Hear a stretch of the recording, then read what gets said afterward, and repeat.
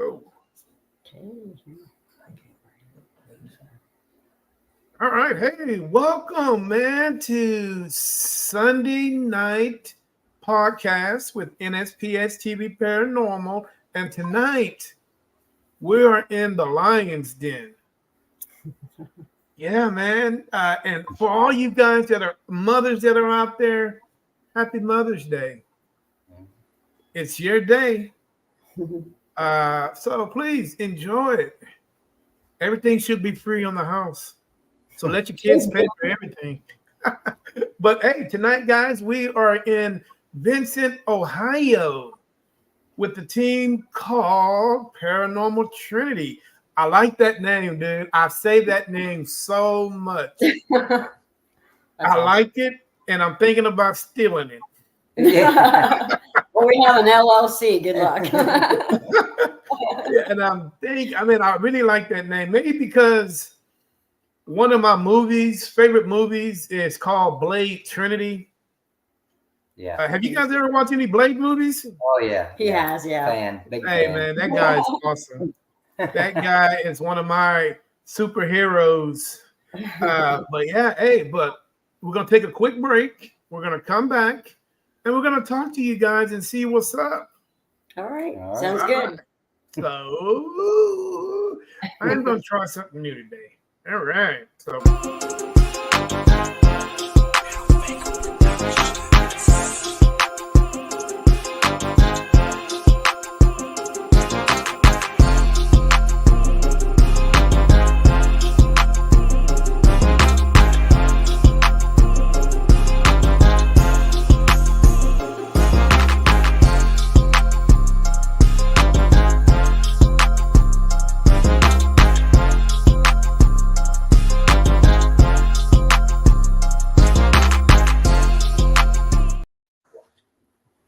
all right, guys, welcome back to the show. Hey, tonight it is NSPS TV Paranormal Podcast, and tonight we are in the Lion's Den. And guess who I got in here? Hey, Miss Beverly and Mr. Mike from Paranormal Trinity out of Vincent, Ohio. Hey guys, how you doing this evening? All right. We're doing good. Doing good. Right. Well, let me tell the world a little bit about you guys. I just found out literally maybe 2 minutes ago, this is their very first podcast. Wow. Yes. Hey, We're newbies. it's thank you, man. I am the first one to be. Oh man, that's great. I appreciate it. Well, so do we. Believe me, we really do. I First really one do. Embarrassed.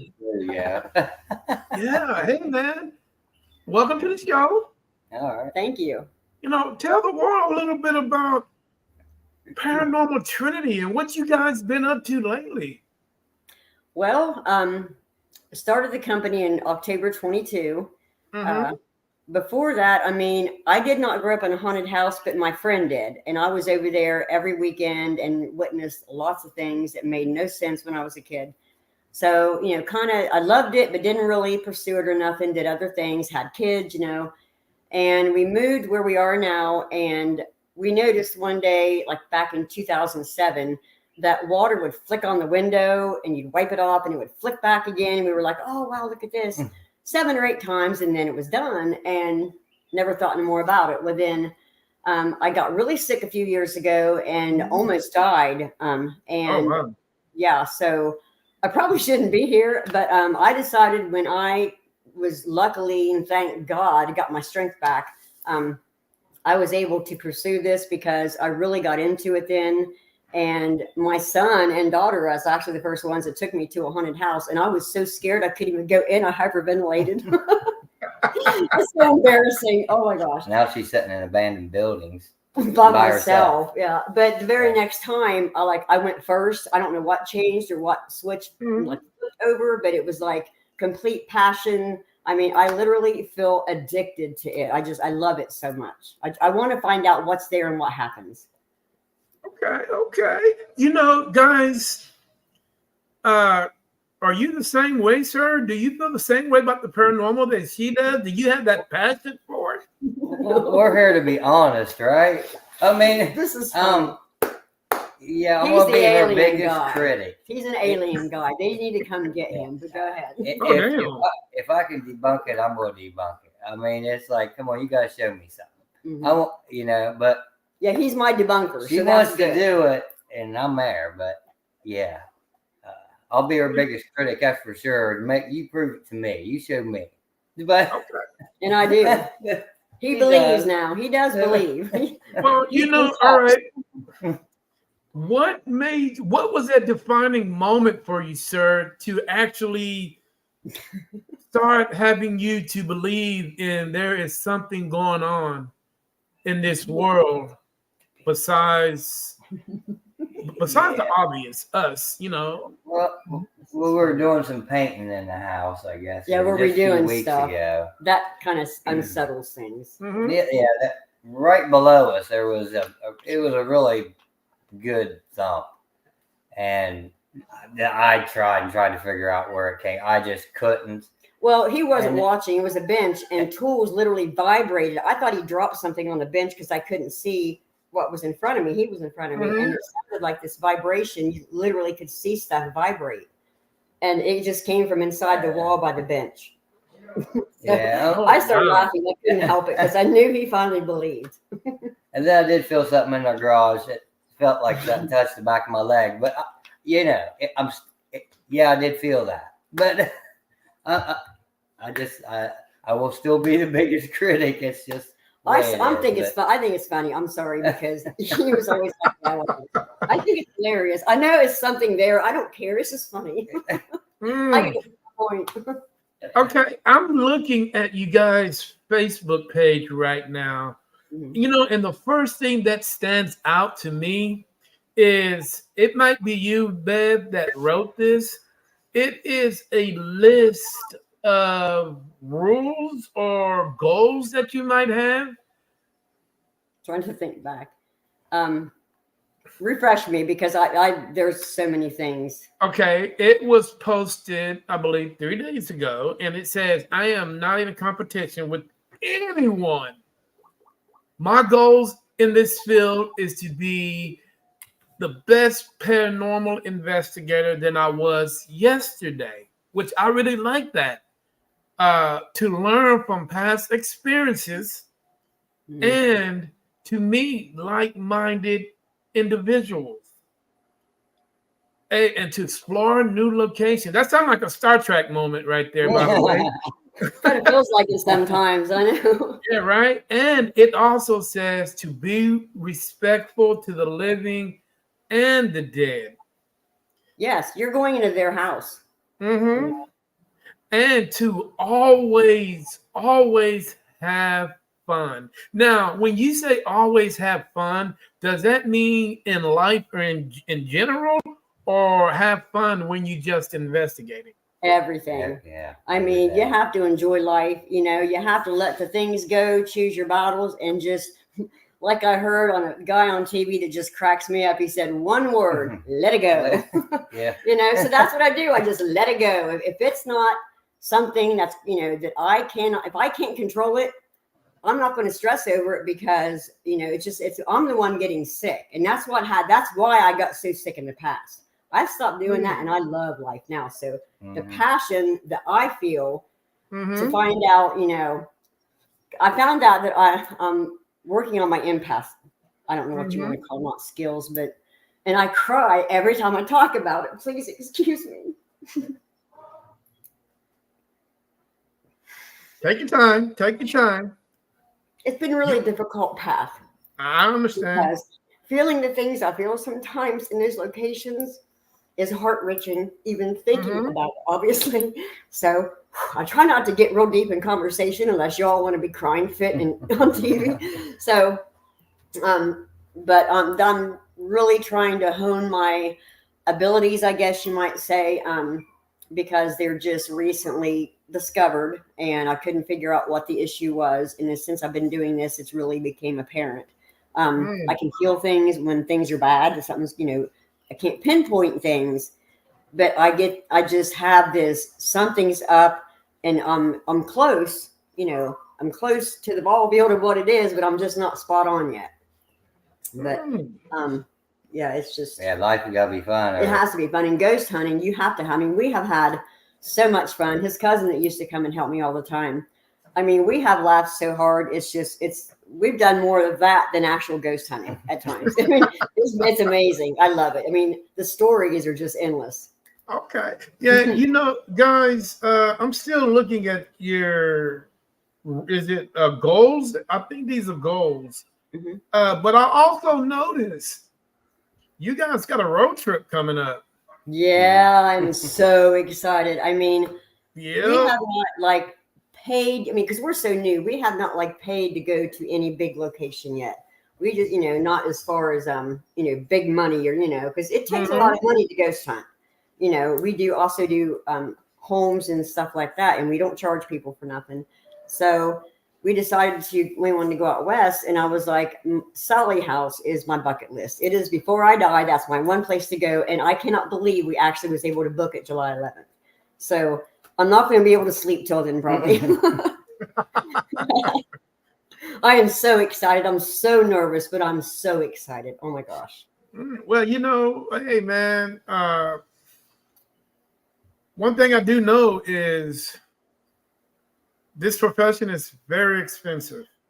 It is. I mean, the equipment alone. People say it. Oh man, it don't cost you a lot of money. Oh yes, it does. If you're going to get into it, it certainly does. Yes, every it does. Day. But you got, a paranormal road trip. So tell me, before we even get started to the real serious questions, have you guys mapped this out yet to where you guys are going to go? Yeah, we've got the hotels already paid for and everything. Okay, where's your first stop at once you leave Ohio? We're leaving here July 3rd because it takes 22 hours to get to Roswell, New Mexico. And that's where we're. Yeah, that's our first stop at the big UFO festival. That's where I'll be. Yeah, that's right his there. Big thing. He wants to go for a ride with us. I'm waiting for him to come. I mean, remind me to tell you a story about a UFO here. Remind me to tell you about it. I don't want to forget. But so we're going there. Now we're going to get there the 4th. And so we're going to probably be able to watch the fireworks somewhere from there. And then we're going to do the festival.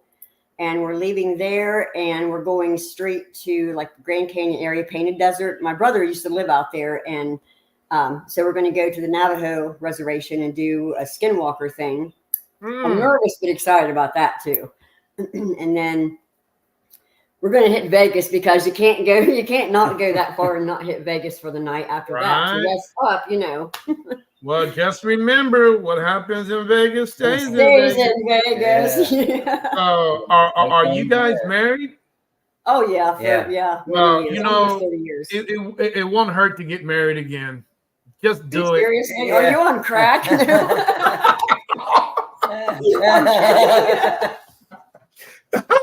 I'm joking. It was hard enough to get her married me the first time. Oh damn. Oh, maybe I shouldn't have said that. I felt good. Oh man. Well, hey, go to Vegas, man, and enjoy yourselves. But Roswell. Oh, that's going to be amazing. Oh God, that's going to be a blast for you guys. Man, I wish I can be there. I can't wait. We're going to try to be able to do a session as close to the ground zero point there as we can. I don't know how close we can get, but we're going to try. Now, I'm just wondering, because do you think it's possible that you guys can do that?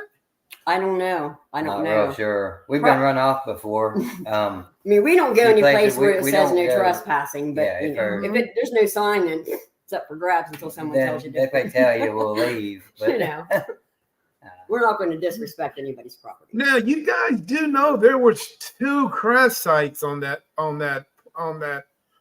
place. We want to find every little, and we want to talk to the locals. We want to go to these really small, maybe little diners and stuff and talk to the older people that lived there for a long time. Now, Victoria. Do you know a lady named Victoria? My daughter. Yeah. Is she She's on there? watching you. Hi, Mom. That's awesome. Hi, Mom. Well, you got one fan, huh? Yeah. Yeah, man. Hey, Victoria, how you doing today? If you're a mom, happy Mother's Day. She's a cat mom and a dog mom. She is. Yeah. Absolutely. Okay, well, happy Mother's Day. Beverly, I should have asked you this at the beginning, but what's your favorite color? Well, it used to be blue, but pretty much is black anymore. That's all I wear. So black, I'm going to say, I guess. I don't know. Black? Yeah. Let's see if I can pull this off. Normally I let people, do their colors. Oh, there you go. Hey, That's much better. Is that black? Well, it was pretty bright, wasn't it? Yeah, I'm getting orange over here. Yeah. It was pretty bright over here. That's much better. Oh, there you go. Yeah. Oh no, it went back.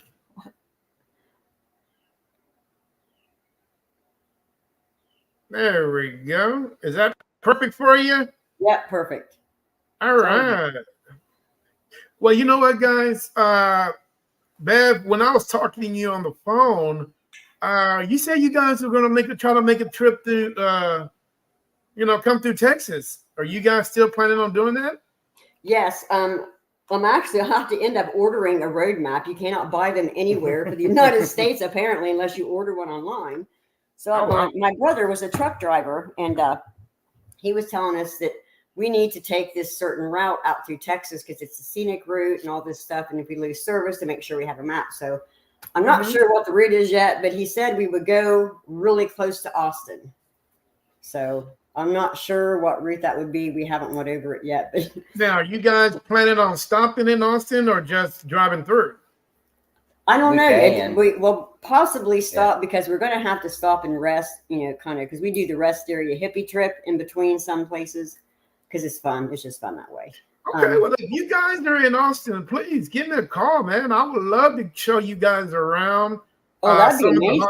If you guys got a couple hours to spare, I would love to show you guys around some of the haunted locations that I've been through, my team's been through. And I'm like, it depends on what side of Austin. If you guys are going to be the downtown area, it would take me literally about 35 minutes to get there because I'm on the outskirts of Austin. We probably will be. Yeah, probably so. Yeah, we'll definitely get a hold of you. That'd be awesome. Mm-hmm. Yeah, man. I can take you guys to some haunted nursing homes. Oh, the one you was telling me about. That'd be great. Yeah, man. There's a lot, See if you can scare me, huh? Yeah. There's a lot of locations, man, that are really, really untouched that I can show you guys. And I can guarantee you, it would definitely be interesting and definitely be fun. Oh, I'm sure. So, hey, yeah, man, I'm excited. Wait a minute. Hello, Mr. Johnson. How you doing today, sir? Welcome to the Lion's Den, Sunday evening podcast with NSPS TV Paranormal Podcast. Of course, my name's Terry. This is Beverly with Paranormal Trinity. And I forgot your name again, sir. Mike. It's Mike. Mike. Some reason I want to call you Chris, but I don't know why. I don't know why. Hey guys, you guys have just started out as paranormal investigators. Give me a number that you guys have been doing this. What do you mean a number? How long? Yeah, how long? I started not very long. I actually started ghost hunting back in 2022. Probably, yeah. So only a couple of years, and then in like August is when I first put videos out. I was doing it a little bit before then, but didn't make any videos or nothing. And then in August, I didn't put it on until I started the YouTube channel. But October of 22 is when I did the business. Okay, cool. Now, guys, this is going to be the part where I'll start asking you guys questions.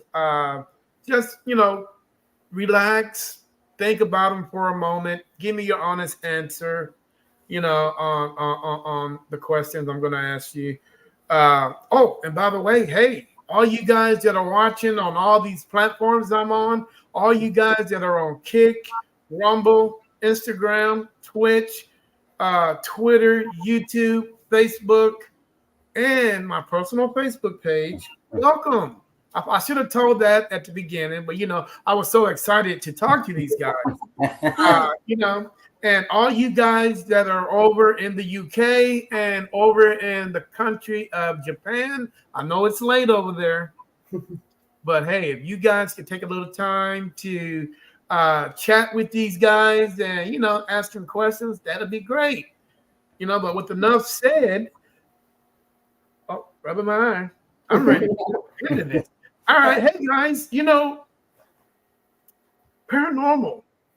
The paranormal field it's very competitive, and it's very, like you say, at points it can get very expensive, and it can get nerve-wracking. You know what I'm saying? It's nerve-wracking at times.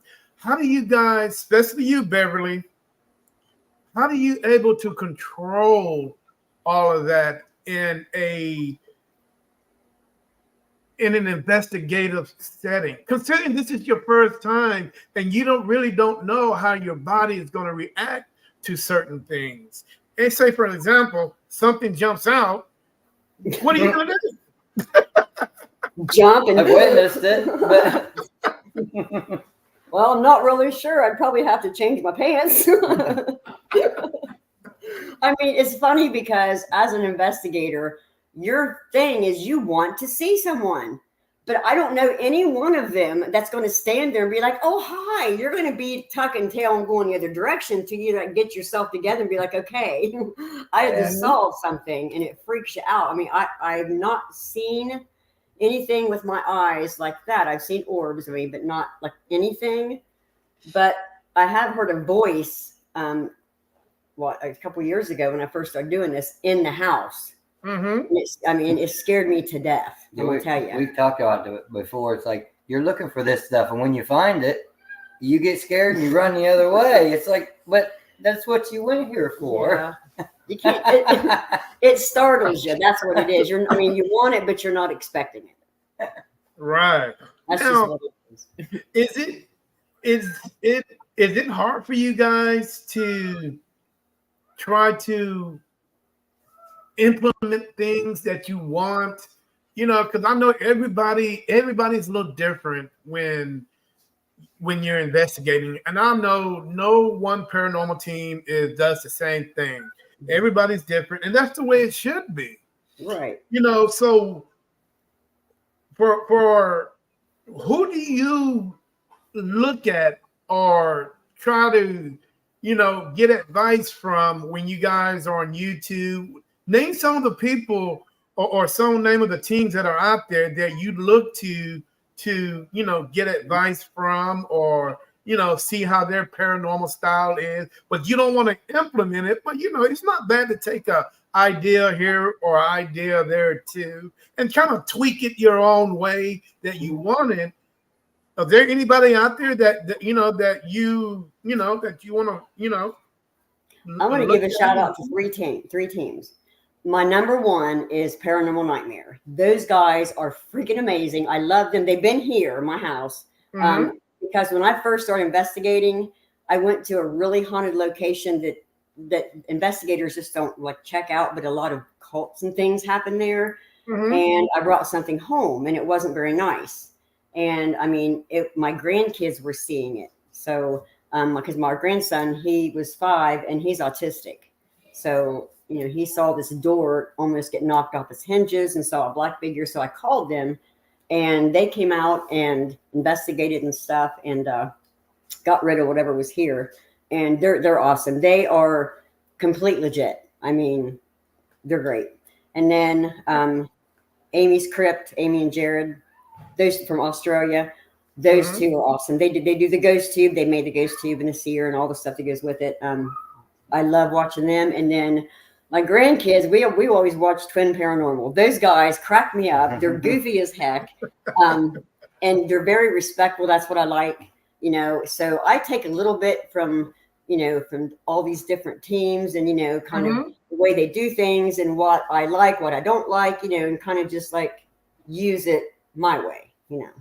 There you go. I mean, it's nothing wrong with taking a little bit of here, taking a little bit there, and tweaking it to your way, you know, and your liking. Hey, I've done it. Well, it's a learning experience. We all learn from each other. Yeah, you know, I've done it.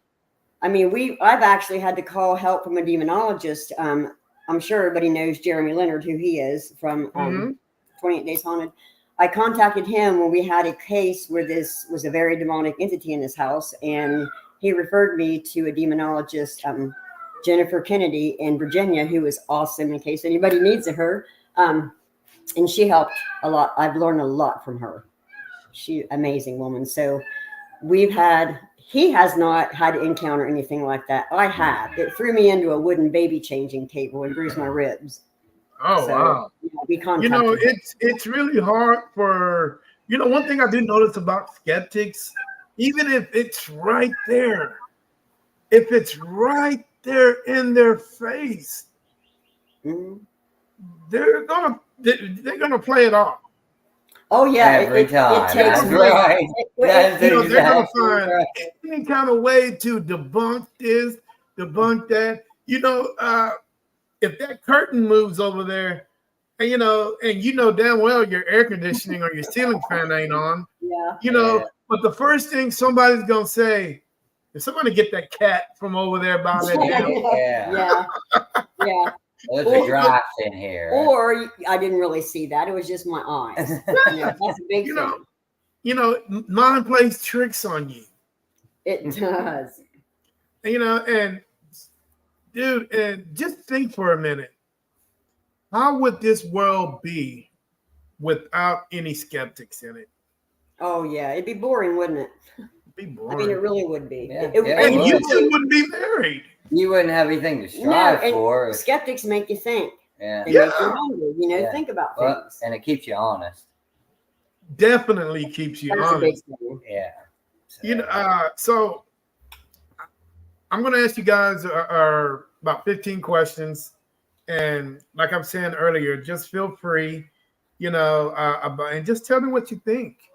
And I ask just about everybody that comes on the show these particular questions. And the first one is the way that the paranormal field is today. There are a lot of bumps, a lot of curves. It feels like I'm on 35 and he's like bang, bang, bang, bang. I'm hitting potholes everywhere I go, you know, but in the light, there's always, you know, something positive that's going on. But yet sometimes when you think that we jump 2 steps, 3 steps ahead, you know, towards that you know, that pair of unity that we all want, there's always something that takes us 4 steps back. And if you guys had an opportunity to actually have the power to fix that, what would you guys do to make this paranormal community a lot better than what it is right now? Oh man, I'm not really much into the community as much as she is, but you mean what would I? Okay, I mean, kind of explain. You mean what would I change about what? Yeah, I mean, what would you do? You mean? Yeah, what would you guys do to make things better for every paranormal in the world that you know that is out there investigating? Because we all knows we got good paranormal investigators, we got bad paranormal investigators, you know, but we want to make everything positive as we can, but we know that we can't always do that.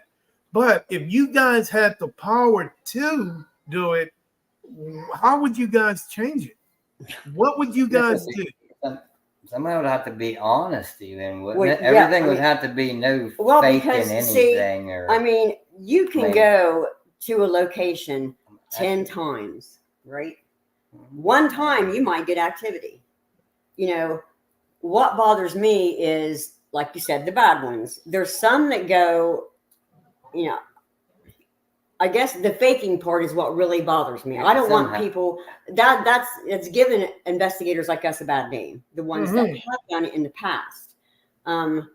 Maybe Which you could fix that. That'd be yeah, great. if you could That would stop, be great. that would be perfect. Yeah. But I mean, you know, people are still going to wonder, are you really being honest? Because they're not there with you. You can say your video's live, you know, it may not be. I mean, but the thing is, I don't know. I guess if you just make everybody say, okay, be truthful. When you go to this, show the video where you went and got absolutely nothing. You know, show that it's not always doors slamming and tables falling over and, you know, everybody talking in, you know, when you do, you know, like trying to record something and stuff in EVP, most of the time you get absolutely nothing, you know, show those times. That's what I want investigators to do more of. Show the stuff where you don't get crap. You go there, you do everything in your power, you know, and nothing happens.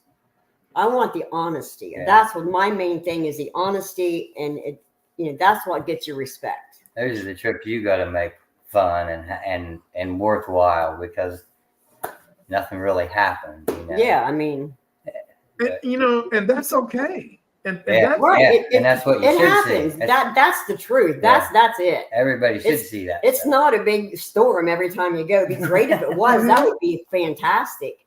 But it's just not. And, you know? and another thing, guys, you know, we got to stop believing and trusting everything that Hollywood does. Oh my gosh, don't trust hardly anything. We have to. Does. I mean, anything that comes out of Hollywood, guys, if you're watching, if you're listening, it's all about money. 100%. That's what it's all about.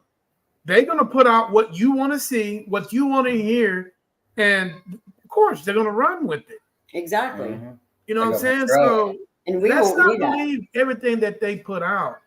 You know, and trust me, some of the great paranormal shows, I get it. You got to have the ratings. I understand that. Right. But wouldn't it be the best way to do it is, like you said, Bev, just be truthful about it. Yeah, that's it, you know. I really don't think that you're going to lose any ratings or any views because you're speaking the truth. That's what people these days want to hear. Yeah. Yes, exactly. You know what's sad though? People don't want to hear the truth. Some don't, but I mean, honestly, it's getting that way. But it should be to where, you know, every investigator is honest. You know, it doesn't matter if I don't care. I would rather stay at the subscribers I have now and be honest about it than lie about stuff and get all these subscribers and stuff, because I would not feel good about myself. It would not be fun to me anymore. Yeah. I'd be guilty. I'd be so guilty. I couldn't do it. I just couldn't. You know. You know, because as we talk on this podcast, you guys are going to figure out that everything that we talk about, everything that we do as a community, it all trickles down to the next generation of paranormal investigators. And so on and so on and so on. So we're going to be talking about generations of paranormal investigators 2 generations from now. They're not even born yet. Our granddaughter is going to be 5 here next week, and she literally begs to go with us. I do take her places in the daytime, not anything dangerous, of course. But when we get reactions like cat balls and the music box, that child literally jumps up and down, loves it. I mean, it's amazing. So yeah, I can see, you know, so we teach her, you know, this is the right way to do things. And that's the word, teach. Yes. Because if you are between the ages of 18 to 25, and you're going, and if you want to be a paranormal investigator, and I tell everybody this that comes on my show, everybody that watches my show, let's do your history, do your research, get with the team that can support you. You know, get with the team that can teach you. And one of the things, and another thing is get with a team that's able to uh, show you the right way. Yes. You know, because everything that you do is going to trickle down to somebody else. Mm-hmm. Yeah. You know, so I mean, and I'm going to be honest with you. The next generation of investigators don't look good. No, it doesn't, does it? It looks like fame and glitz or whatever, but it's really not that. It's actually really dangerous. We've been surrounded by animals before that really get unnerving. So we've been chased in the car and thought we were going to be eaten by coyotes one night. You know, just all of a sudden. And I tell you what, that scares the crap out of you. We went to get in the car, and I looked back, and we have an automatic back end, and something was hanging out, and then they were right there beside us. And I was like, oh my God, the back won't close. So we had to get back out and go in there and stuff in the back. Because, I mean, we heard him in this abandoned house. I can't even talk. Yeah. I was so scared I thought I was going to throw up. Yeah. So, yeah. Everybody needs to learn that stuff. That was, I mean, I can go into a place by myself and not be near as terrified as a coyote or a skunk. Skunks terrify me for some reason. They freak me out. They're good as long as they don't on you. Yeah, no. I mean, I see one 10 yards away and I'm done. They freak me out. You know, we got some of the biggest speaking raccoons around here, man. I mean, these bad boys are the size of dogs, and they eat well. Big around, yeah. Yeah, they are like the size of dogs, man, and they're not afraid of you. They'll eat kittens too. Oh yeah, they're looking like, man, what are you doing? You trying to scare me? Yeah, they're big. It's not happening. But yeah, all right. You know what, guys? It's really hard to try to explain things to the next generation of paranormal investigators when they're looking on TV for answers. Yes. You know, more people are looking at, paranormal and files and all that stuff. They're looking for answers, and they're actually going out and investigating the ways that these TV shows are doing it. Mm-hmm. And they have to understand that when these guys are investigating, there's hundreds of people around them. Mm-hmm. You know, they got that sense of security. Mm-hmm. But when you're out in the field by yourself, it's terrifying. Yeah, there's no sense of security around you, buddy. No. And what can you do? What can you do? You can't see what you're fighting. You can't see. You can't. Hey, I don't care if you got a M16. You wasting your bullets. Yeah, there's nothing. There's nothing you can do. Someone made a remark one time and said the two worst jobs in the world is a police officer and a paranormal investigator. And they said the police officer at least has somebody they can see to shoot at. Mm-hmm. I was like, that makes so much sense because it is. You have no idea what, like I said, when I was thrown into the changing table, I saw nothing. I felt nothing. I just was taken off my feet. So now, do you guys, Bev, what do you do on the weekends besides investigate? Well, every other weekend our grandkids are here. Right now they're 3, 4, and 6. So they're here from like Friday to Monday morning. So the weekend is completely taken up. Like we have fun. We play with the kids. We, make stuff. We bake stuff. We go for hikes. We take them camping when it's warm. And then on the other weekends, like I said, right now he had said we're redoing the house inside, doing painting and remodeling and stuff. And then he's been working 5-6 days a week overtime. Mm-hmm. So in between then we're trying to, to catch places. I'm trying to start putting stuff out every 2 weeks, but I kind of it wasn't anybody's fault. In the beginning, when I first got my business, I had his cousin and her fiance. That's why it was the Trinity, 3 of us. Mm-hmm. The day I got my business, she finds out she's pregnant with twins. He gets called out of town on a job. I mean, completely fluke. It's the same day. I was like, oh, you're kidding me. So then a few days later, our other cousin said, hey, I'll help out. You know, he's 23 for like a year and stuff. He, I think, got really burnt out because we were doing it 3 and 4 nights a week, going places, and really kind of bent hard. And so he had to back off a little bit. He just, I think, got overwhelmed. And so I was like, there we go. You're going to help me now. Mr. Cameraman. You like the aliens? You're going to help me with the ghosts. Right. Well, you know, guys, one of the big things that people like to do down here in Texas is go to flea markets, they go to estate sales, and they go to garage sales. Yeah. Yeah. Yeah. Okay. Would you recommend people to buy things at estate sales and garage sales? Nobody. I would, because that's just me. But no, never, because you have no idea what's attached to it. And there you go. You're not inviting, you're not saying, hey, demon, come in here to my home. But when you buy something that has something attached to it, that's an invitation. There you go. There you go. And, yeah. And and if you're at a haunted location, you never ever remove anything from it and take it with you.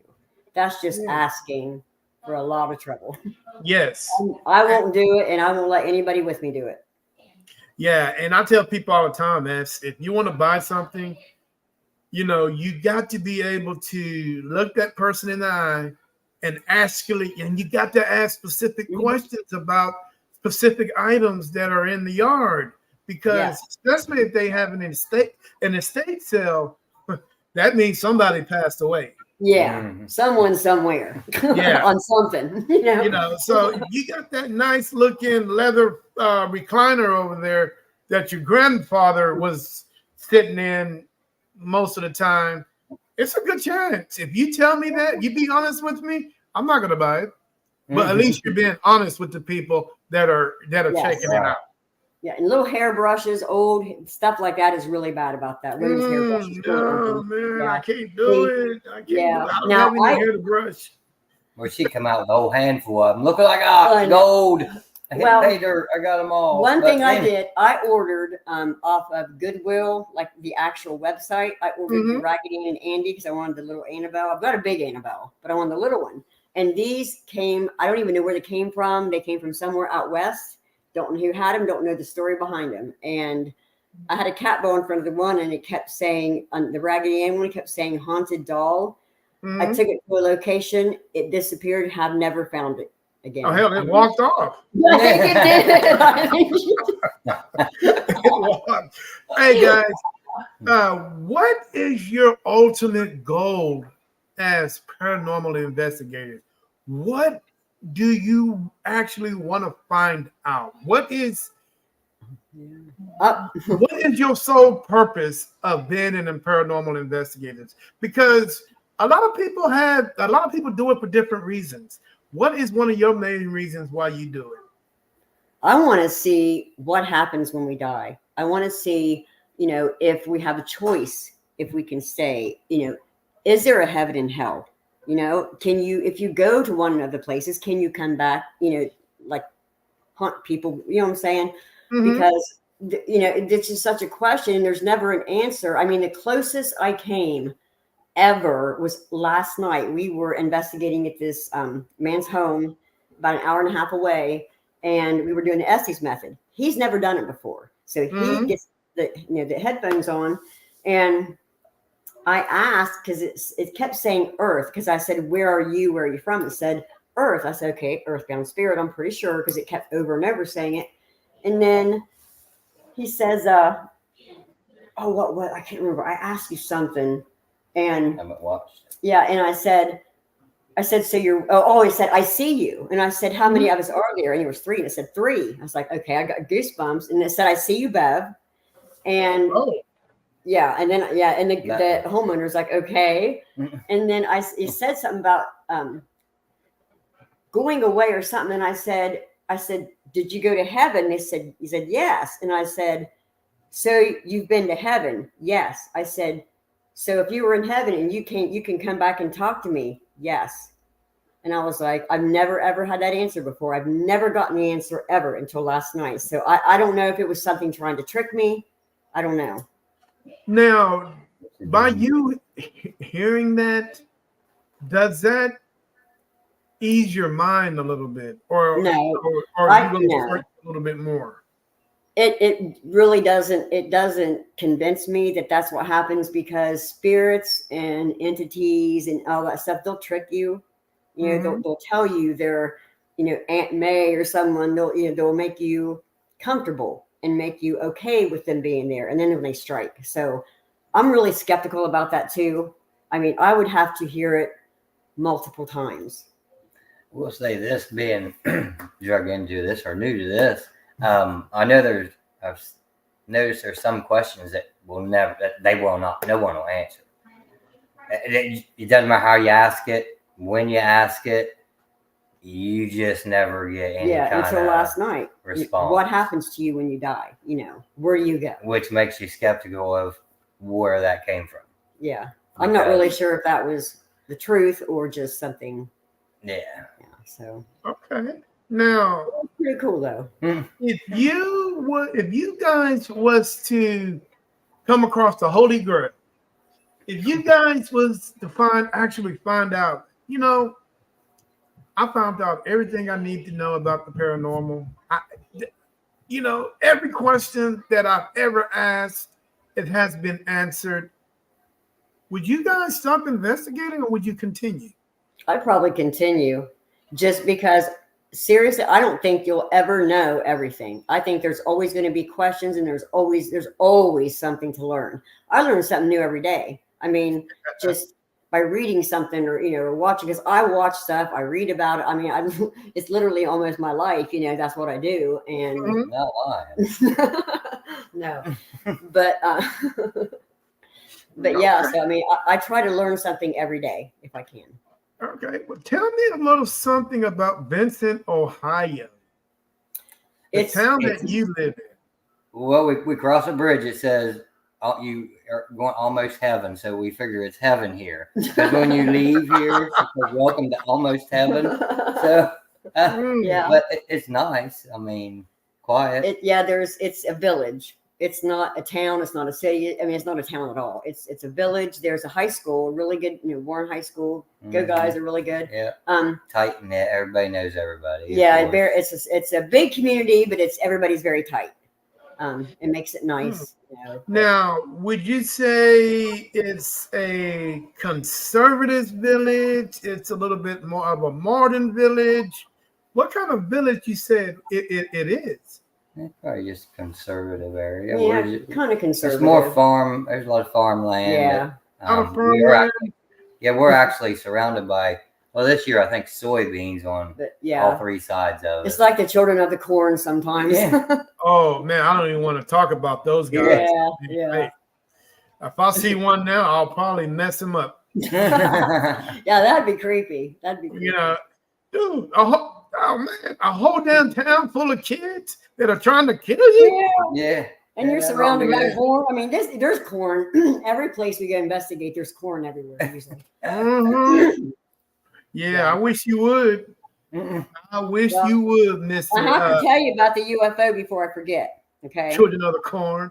That's probably where they came from. Probably is. They were dropped off. Because you know what?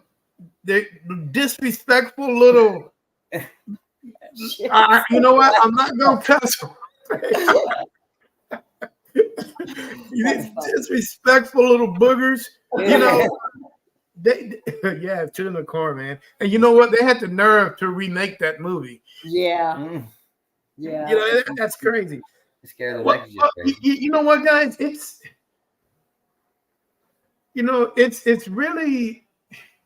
It's really crazy how things are in the world today.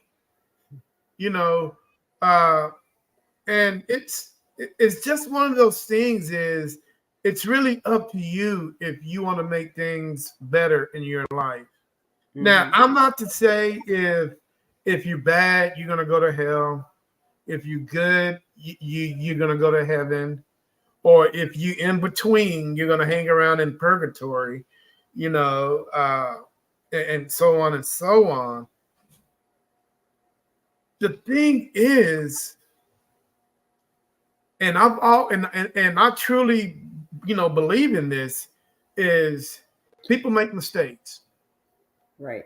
Nobody's perfect. You know, if you're going to be judged on every mistake that you ever make in your life, when you thought about going right, but then you went left, Mm-hmm. damn, dude, everybody on this planet is going to hell. Yeah. Exactly. Yeah, Nobody's perfect. exactly. That's exactly right. Everybody on this planet is going to hell. And I really don't think that, you know, I don't know, man. It's weird. You know, I'm just as curious to know about what's going on up there. Same as you guys.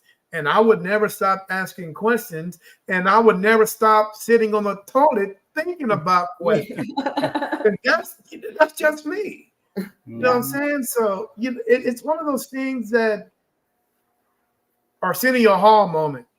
Yeah. Have you ever seen Arsenio Hall? Yeah. Oh, Things yeah, that make you go absolutely. think. Yeah. You know, but Mm-hmm. you say your grandchildren love it. We have 3 of them. The middle one, yeah, she's Okay, so the she's big into it. question is, how do you think your parents would react to you being a paranormal investigator? They probably think I'm crazy. My older brother does. He loves it. Because both of my parents are gone. Both my parents are gone, but my older brother, he lives in Florida, and he loves this stuff. He watches everything about it, and he's this tough guy. But I'm gonna tell you what, he said, you could not pay me enough to go in a haunted house. I was like, seriously? So Wow. yeah, That's funny. crazy. Well, you I know, think my parents would probably think I'm crazy for doing it, probably. so how does the residents of Vincent, Ohio, how do they know what you guys do? Yeah, we're in the parade out here. We do all the parades. There's 4 different ones in the community around. So yeah, everybody's pretty aware of what we do. And how does the community feel about you guys being paranormal investigators? We've gotten good reactions so far. Yeah, we haven't anything thrown at us. Yeah. And normally when she talks to someone, which is real easy for her to do, like actually today when we left our hotel, she said something about her YouTube channel, and they were like, really, we were just talking about paranormal stuff in the hotel. Well, I talk to everybody when I go about it.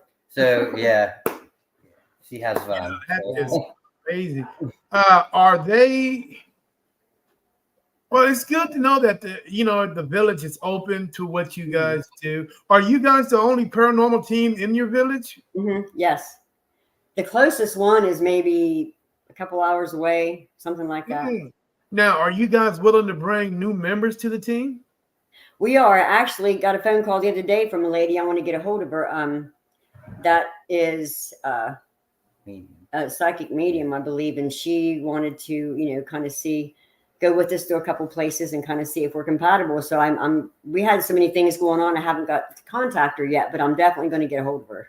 We talked for a while. She sounds like she'd be really fun. We had fun. Now, the big question that I normally ask people when they want to join my team, and I'm not trying to be disrespectful because you're really not supposed to ask women how old they are.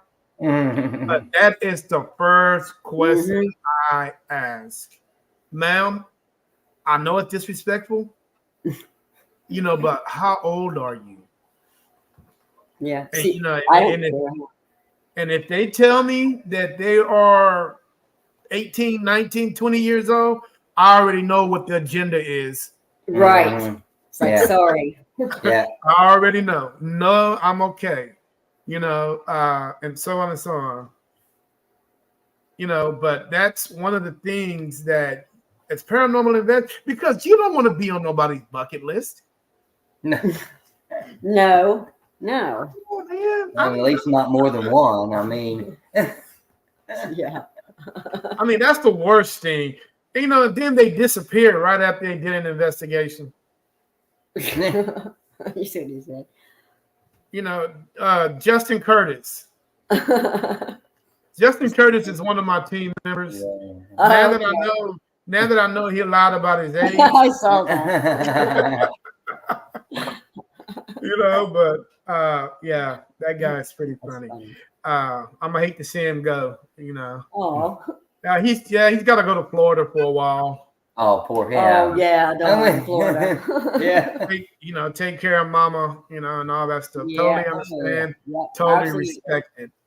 But guys, what age would you guys accept a member? Everybody's different. Well, now his cousin Dakota that used to help me for about a year, he was like 22, 23. Started when he was 22 and turned 23. But he was more of an old soul though. He just seemed rare. Very rare. And so, we got along good. We had such a good time, laugh like idiots all the time. But I would probably want some a little older because they're not as apt to change direction of what they want to do all the time, and I get it. I was that age. I totally get it. Everything's just, the world's out there and you want to do everything. Yeah. But I'm at the age, and I got this business. I want someone that's going to be with me that has a passion for it. Maybe they don't want to live it every single day, but when they're doing it, they got a passion for it, and they've got my back and I've got theirs. Because that's a big thing. You got to have each other's back in these places. Yes. And you have a passion for it when you're sitting on the toilet and you're thinking about something that's paranormal. Watching it on my phone. Yeah. Or, you're cooking dinner and you're thinking about things. That's the passion. That's the passion that, you need to be a paranormal investigator, man. Because if your heart ain't to it, you're not going to do it. If the craziest thing is, if your heart into it and it's in your pocket already, then you already messed up. Because those got to work together. Yeah. Money and passion. You can't have one without the other. Because if you don't have passion and you're spending money, you're just wasting money. Exactly. Yeah. Exactly. You know what I'm saying? So yeah, you got to be able to be all in this 110%. Then take part of your trips as a fact that it's just fun, even if nothing happens. Always take it as a trip. And what you have to do is use your vacation as your paranormal trip. Because unless you have the money to do them separate, that's a lot of money. So that's why we're doing the whole loop around the United States there. Have you guys hit up any locations in Vincent? A lot of abandoned places, yeah. There's one. It was a 4-H building. I don't know what it was before then. Back in the 80s, what it was before then, I think it might have been a church. But yeah, there was actual disembodied voices, a woman's voice. The story was a Republican marriage. I don't know if you know what that is, but it's where years ago they would tie a couple together by rope or by chains and drown them like an execution. Yeah.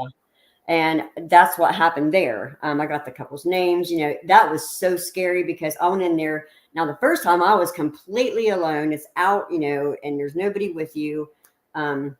It's all dilapidated, but it's safe enough to walk in. One story. So I'd crawl in the window and go in there, and then the last time I went, I dropped my little skull thing I used and dropped in the window and I couldn't get it. So we went back to get it and I did an investigation. I was in there by myself though. But every time I've gotten all kinds of action, but there's several places around here that are pretty bad. A lot of bad stuff happened. Now, and I just thought about this, and you were by yourself when you crawled through that window. Yeah. Can you imagine somebody driving up and like, what is that lady doing? I know. Crawling in that window. Yeah, I know. He's crawling through an abandoned church through a window. Now, with a duffel bag around her shoulder. I had Dakota throw me in a church window one time out. It's like an hour and a half from here, and I was in there by myself, and it started getting dark, and all all of the apps and everything was all going off, and it told me to go to hell. And then everything stopped, and I started freaking out. And I said, "You better catch me!" And I dove out the window midair. You It know, and was I'm like, and you know, and getting back to you going into the church, I'm like, man, is she trying to catch the Holy Ghost or what? Yes, sorry, buddy, one way or another. I mean, that would have been what a now that would have been a TikTok moment right there. If I ever would have caught you doing that, that would have been funny. I had a lot of explaining to do on that one. Yeah. Speaking of church, how do they feel about? Have you encountered anything with the church in your village? If you have, what do they say or the pastors say about what you do? Well, I am Nazarene. I actually, I just since 2013, I volunteered at a place called Belpre Area Ministries in Belpre, Ohio. Wonderful place. It is awesome. They help all kinds of people out. And there's 10 different churches that volunteer there. And I used to like run the thrift shop and stuff. So, and work in the office. And so everybody, knew me really well. Then when I got into this, at first I was thinking, okay, they're going to think, that I'm some kind of wacko, going off the grid or something. But then a few of them did not understand. Their thing of ghost hunting is it's all demonic. So, and it's not, so, once I got him to understand what I did, it was okay. And I actually have a priest from the church here locally that blesses my holy water for me. So it worked out really good. People are really great here at understanding. Okay. I got a big shout out. Virgil, where in the hell have you been, bro? You have not been on the show in like forever. Virgil is like my brother from another mother. No kidding, England. Hey. All right. Hey, you need to get your butt back on the show more often, man. Don't let me. Hey, I will drive a bus over there to get you. You know what I'm saying? But hey, man, appreciate you coming on the show. Hey, I'm used to seeing you on the show, but I understand things happen. See, here we go. I can't even get he's a character too. Great white shark. That's funny. Oh yeah. Well, you know what, man? It's been it's been good to hear you. But hang around, dude. I mean, it's I kind of miss talking to you. You got some jokes. But all right, Mr. Torres, how you doing, sir? All right, guys, here's another question for you.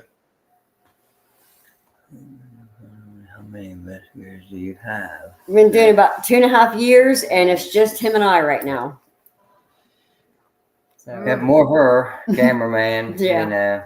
Yeah. Check us out on YouTube. Subscribe. Yeah. Where's them stars at? Yeah. Yes, sir. You know what?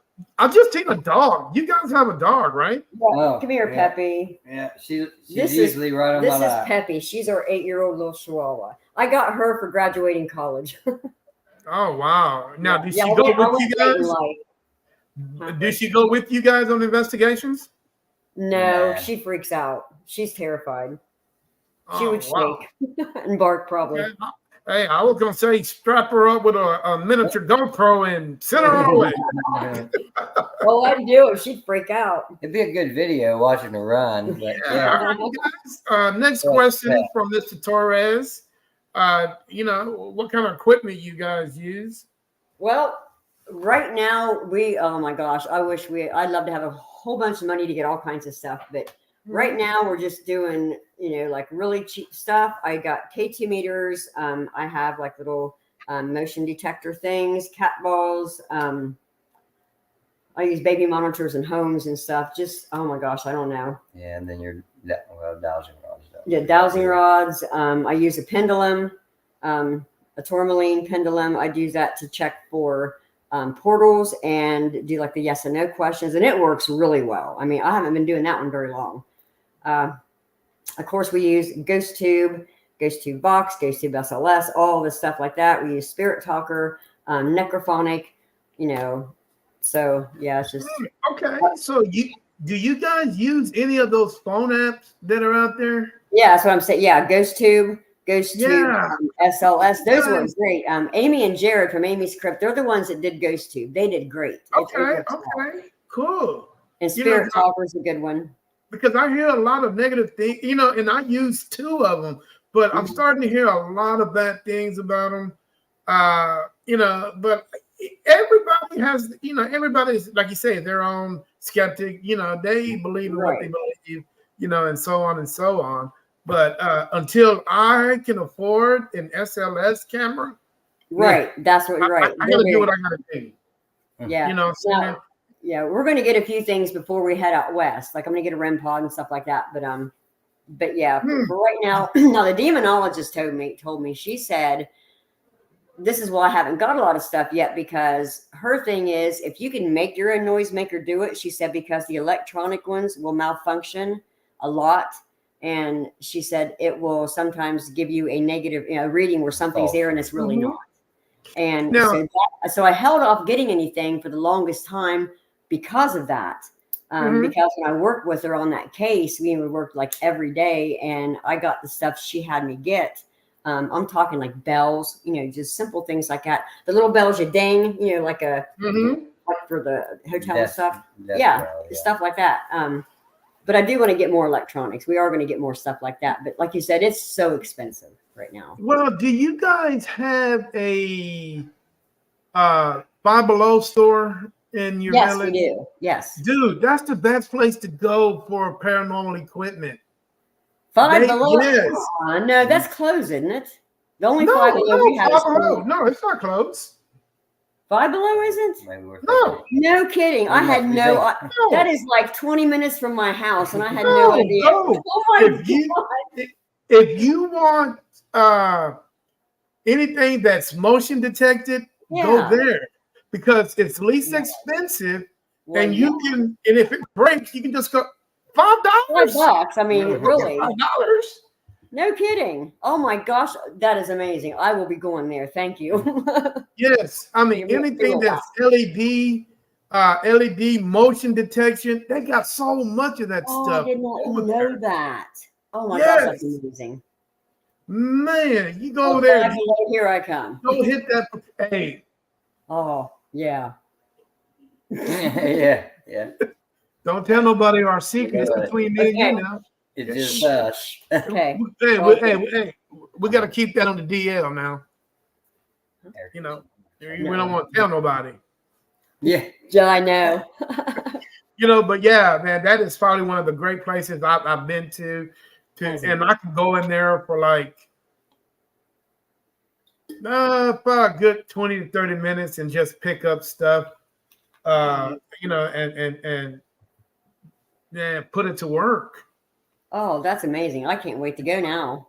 I just think the more physical stuff is more, if it's not electronic, to me, it's more accurate. I mean, you really got to touch that or make it move. You don't know if there's electronic failure or something, So, I mean, it makes it more real, right? Right. I don't know. He said, what toy, what is it called? A double lady toy? What is that? When you're over there in England. Wait, I know what he's talking about. Never mind, I think I know what he's talking about. Yeah, I don't know what he's talking about. I think I know. Okay, skip. We try to do 2 a month, or more if we can, but 2 because it's on the weekends and we can only do every other weekend right now. The craziest thing, guys, and I'm going to be honest with you now, you guys might have been a little bit different. When COVID first dropped, a lot of people said they had to shut down as paranormal investigators, but I don't know why they would do that, because you have access to more locations. Yeah, there's less people. And there's no one to be around. Yeah, and there's no one to be around.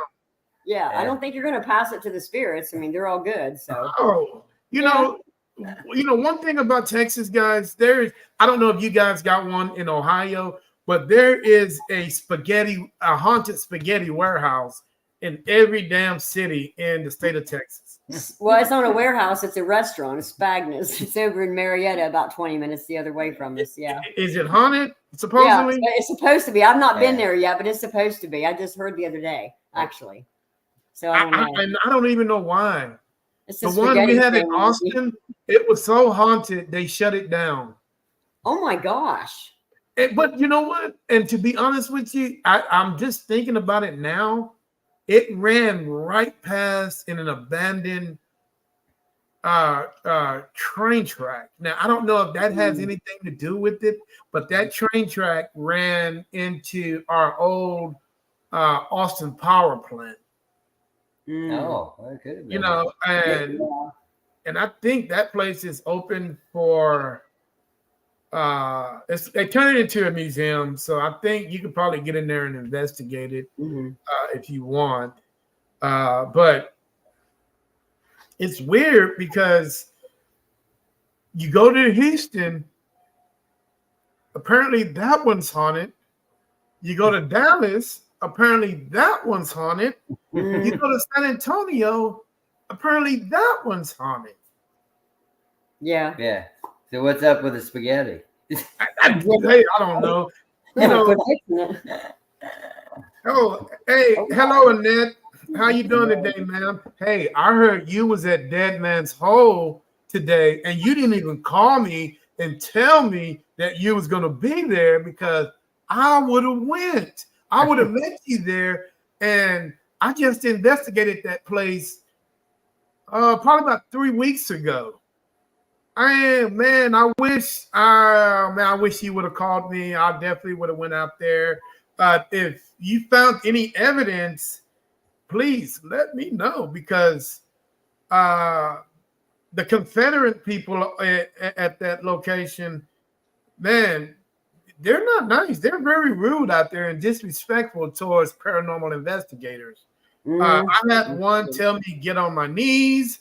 I had one tell me, to go away. There's spirits out there that talk, and they are not nice.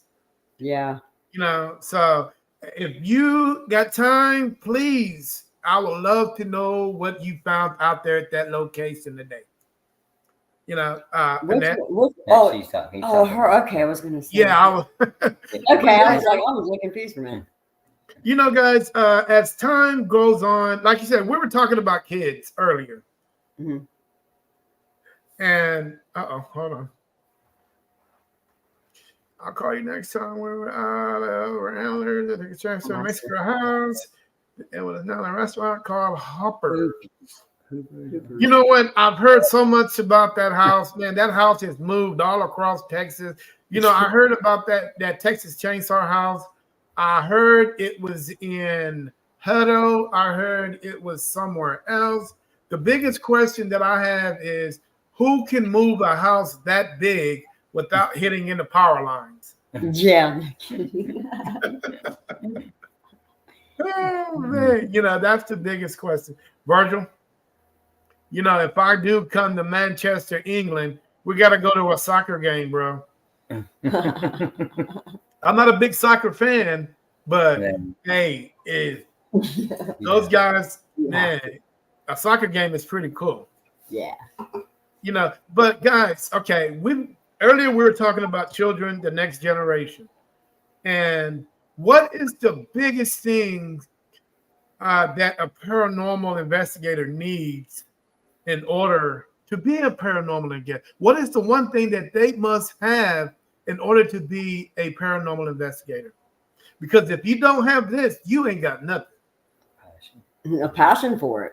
I mean, you have to love it. You have to want to find out. You want to explore and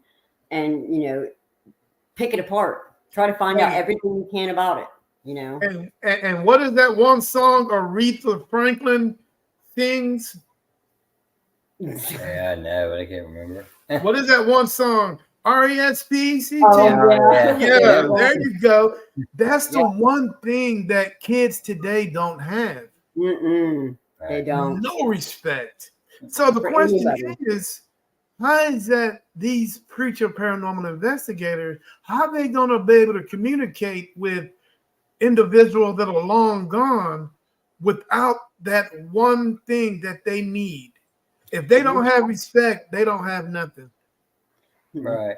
No, So- because I mean, you have to have respect every place you go, because you're going to someone else's property or home or whatever it was to them. You're in their place. I don't want somebody coming here in my house and being rude to me, because I'd be really mean.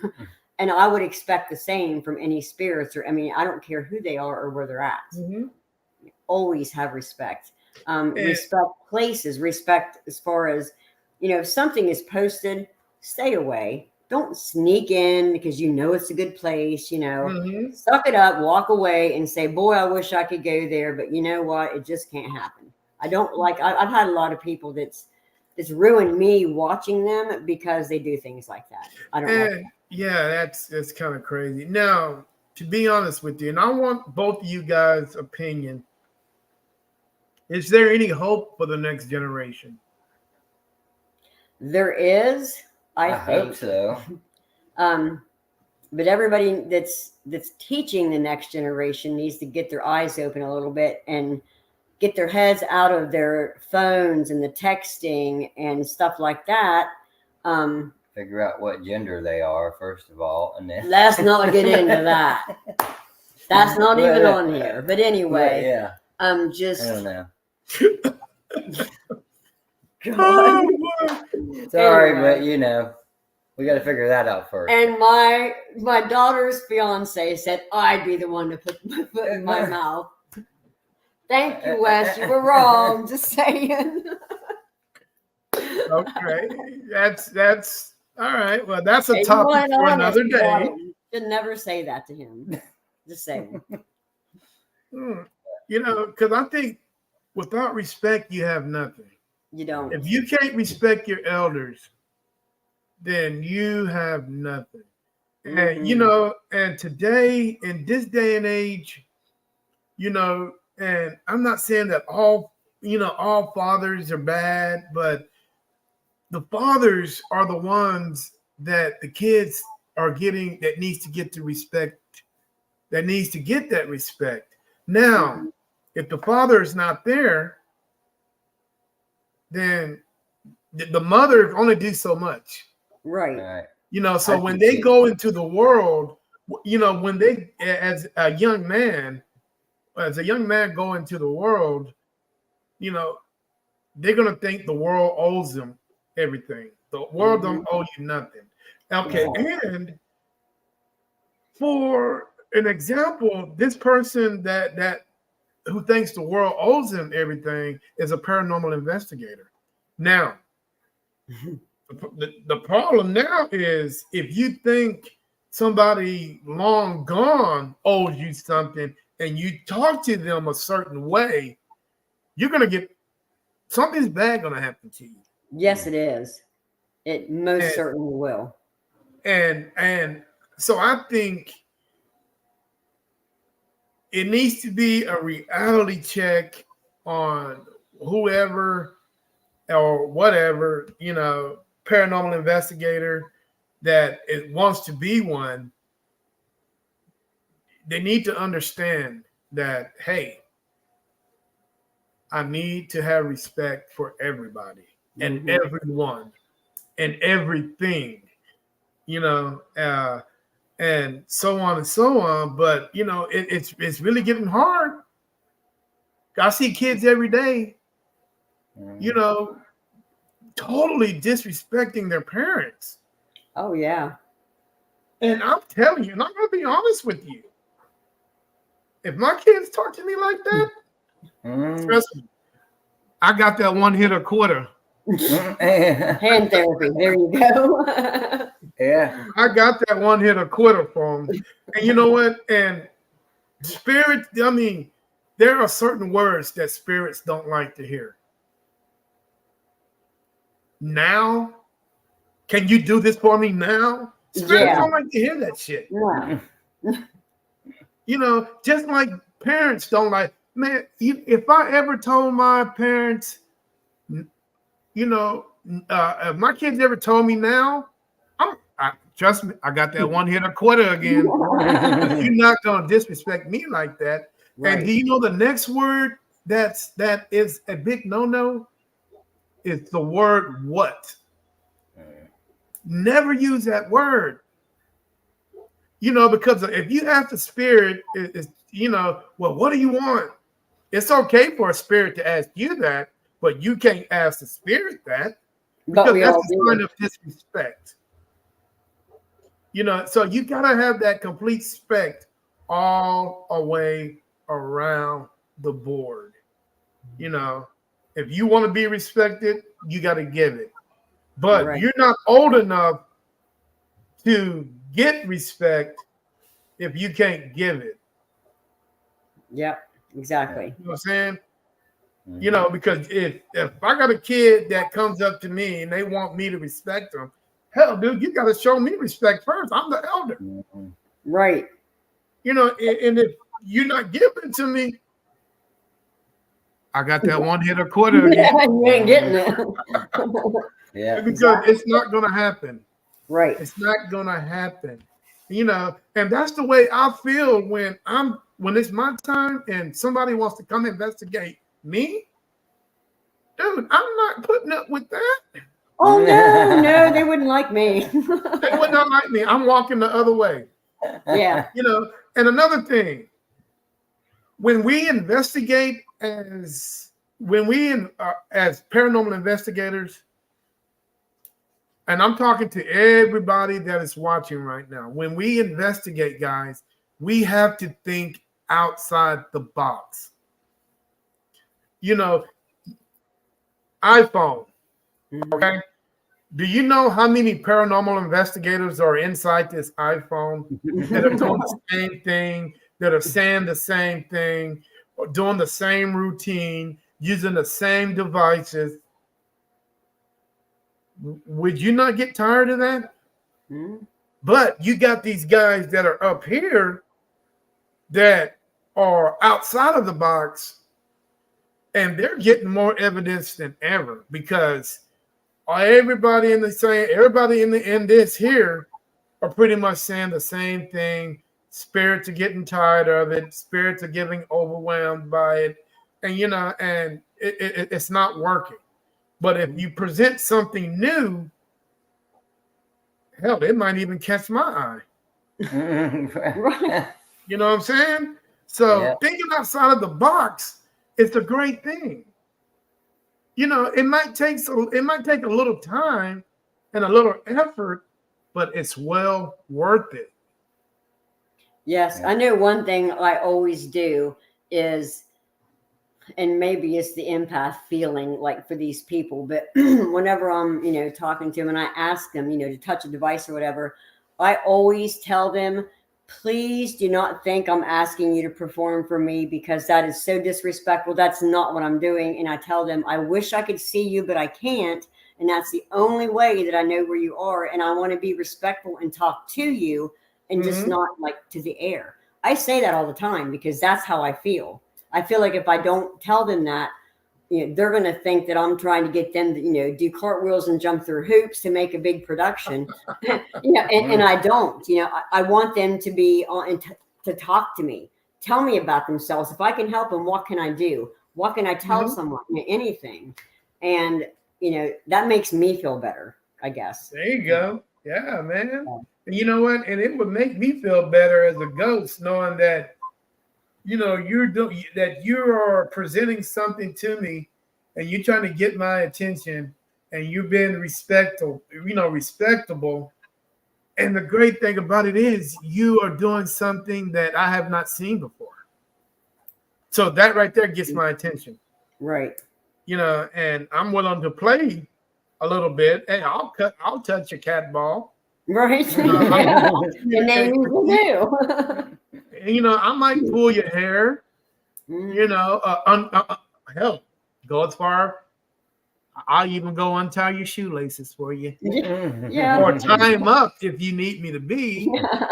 You know what I'm saying? I would do whatever I can to communicate with you. But guys, I got a question for you. And I got 3 questions, and I'm gonna let you guys go for the evening. Now, let's play devil's advocate for a minute. Is it possible that we are the ones? Is it possible that we're the ones that are being investigated? It's a big possibility. We've kind of talked about that, haven't we, in a we way? really have. In a different context, but the same kind of. Because they'll tell you, we're watching you, and different things like that. And it kind of creeps you out. I mean, it just makes the hair stand up sometimes, because it's like, you'll feel maybe a feeling of cold, or, just something different. And it's like, wow, they're right here. Yeah. Who really is in the future? Yeah. What are you watching? Are you watching everything? It's unnerving, because, there's spirits everywhere all the time. I mean, you go in any house, you're going to see an orb. It's just the way it is. But it's just when things, are there, that's when it just gets creepy. And it's like, what can they do? What all can they do? Because you don't know. No. You have no idea. It's a theory that they can time loop. They can jump in and out of different eras, times, years, days, whatever they want. And I don't know if that's possible, but it's possible. I've seen. Okay. I don't know if I can say I've seen it. The case I told you the demonologist worked on with me. He, had nothing to do with this stuff right now. I mean, he wasn't doing anything, and the homeowner's husband was being attacked demonically. And this one night, the demonologist said that they can be in, like, go to 2 different places if you're affiliated with each other. The same night, her husband starts an argument with her over something that's I don't remember what it was, really ludicrous. And it was just like saying things against God that was really weird. It wasn't 20 minutes after he stopped. He don't remember this. He did it and ended up yelling at me and stood up in front of me and put his hands like this and goes, "Where's your God now?" And I about literally crapped my pants. I just stood there and looked at him and didn't say anything. I thought, oh my God, oh my God, oh my God, And the next day I called her, and she told me that her husband did the exact same thing, and it stopped minutes before he did it. And when I called the demonologist, she said that is extremely possible, because she would find a wheat penny. I found one the next day on my floor. I mean, there were so many things that happened with her and I when we were on the phone with each other. Things would fall and break. I mean, it was insane. Scary. Interesting. It was really scary. Wow. Yeah. Why do you think, why do you think there are so many demonologists out there? And and to be honest with you, it's 1 in a million that we would ever encounter a demon in our lifetime. But there are more demonologists coming out of school and saying that they're demonologists, but they've never even experienced it. How do they know what they are? I mean, how do they know how they're going to react towards a certain situation if you never had it? That's what my dilemma was when we needed one, because I did not know anyone. I knew there was nobody around here, and I thought, I knew, I had, heard of Jeremy. I knew of, by reading about him, things he had done, and I thought, well, I got to contact the best, because this is scary. I've never encountered anything like that. I mean, it was our second home case we went to, so it was a learning experience, a very quick one. You talk about Lion's Den. We were in the Lion's Den really quick with this, and it got ugly real fast. I mean, like the day after we went there, everything went completely out of whack, crazy. And I mean, like toys forming circles in the kids' rooms and just insane stuff. And so I wanted the best. So that's, the only one that I knew of that I could trust. And I knew that whoever he sent me to would be, I would, and she was great. I mean, she was so smart, and there's so many demonologists, and I don't really believe that they know what they're doing. And I don't mean to be mean about it. They just not encountered anything. Right. Yeah. I mean, you can only learn by encountering it. And, I would rather, hey, I know book stuff. I don't want to encounter a demon again. What little bit I did was terrifying, and I don't want to ever do that again. But I know it's going to happen because Jeremy said, if once you're a target, one time, you're always a target. So now, do you think that some people can misinterpret or the difference between a demon and just a angry, grumpy old spirit? Yeah, because they can do a lot of things that make you think they're a demon. The thing is with demons, from what I've learned so far, and I hope I'm correct, is they don't do the dirty work. They have ones, under them basically that do the poltergeist, move things, some that make you see shadow people that watch you. A demon, they will hide in dark places. They will, they want one person specifically, and they will make everybody around them, they'll push them away somehow. They'll attack everything about you, your financials, your family, your health. I mean, it's just, that's when when things like that start happening. That is something a little more than maybe just someone that's really ticked off, because they were just a horrible person in life. They're going to be like that in death. That's just, the way that I've learned so far. Right. But, as far as anything demonic, a lot, you can be like oppressed and everything, you get infested with it, then you get the oppression where things just start going bad for you. But the actual possession is really rare. So it's most of the time, it's a really ticked off spirit that, and they can kill you. I mean, they can shove you, they can, pinch, scratch, burn, they can do all kinds of things. Right. The homemaker grabbed my Bible that night and was burned in 3 places before she got outside. So yeah, that was demonic. I mean, and to be honest with you, the only demon I ever came across is the little badass kids across the street.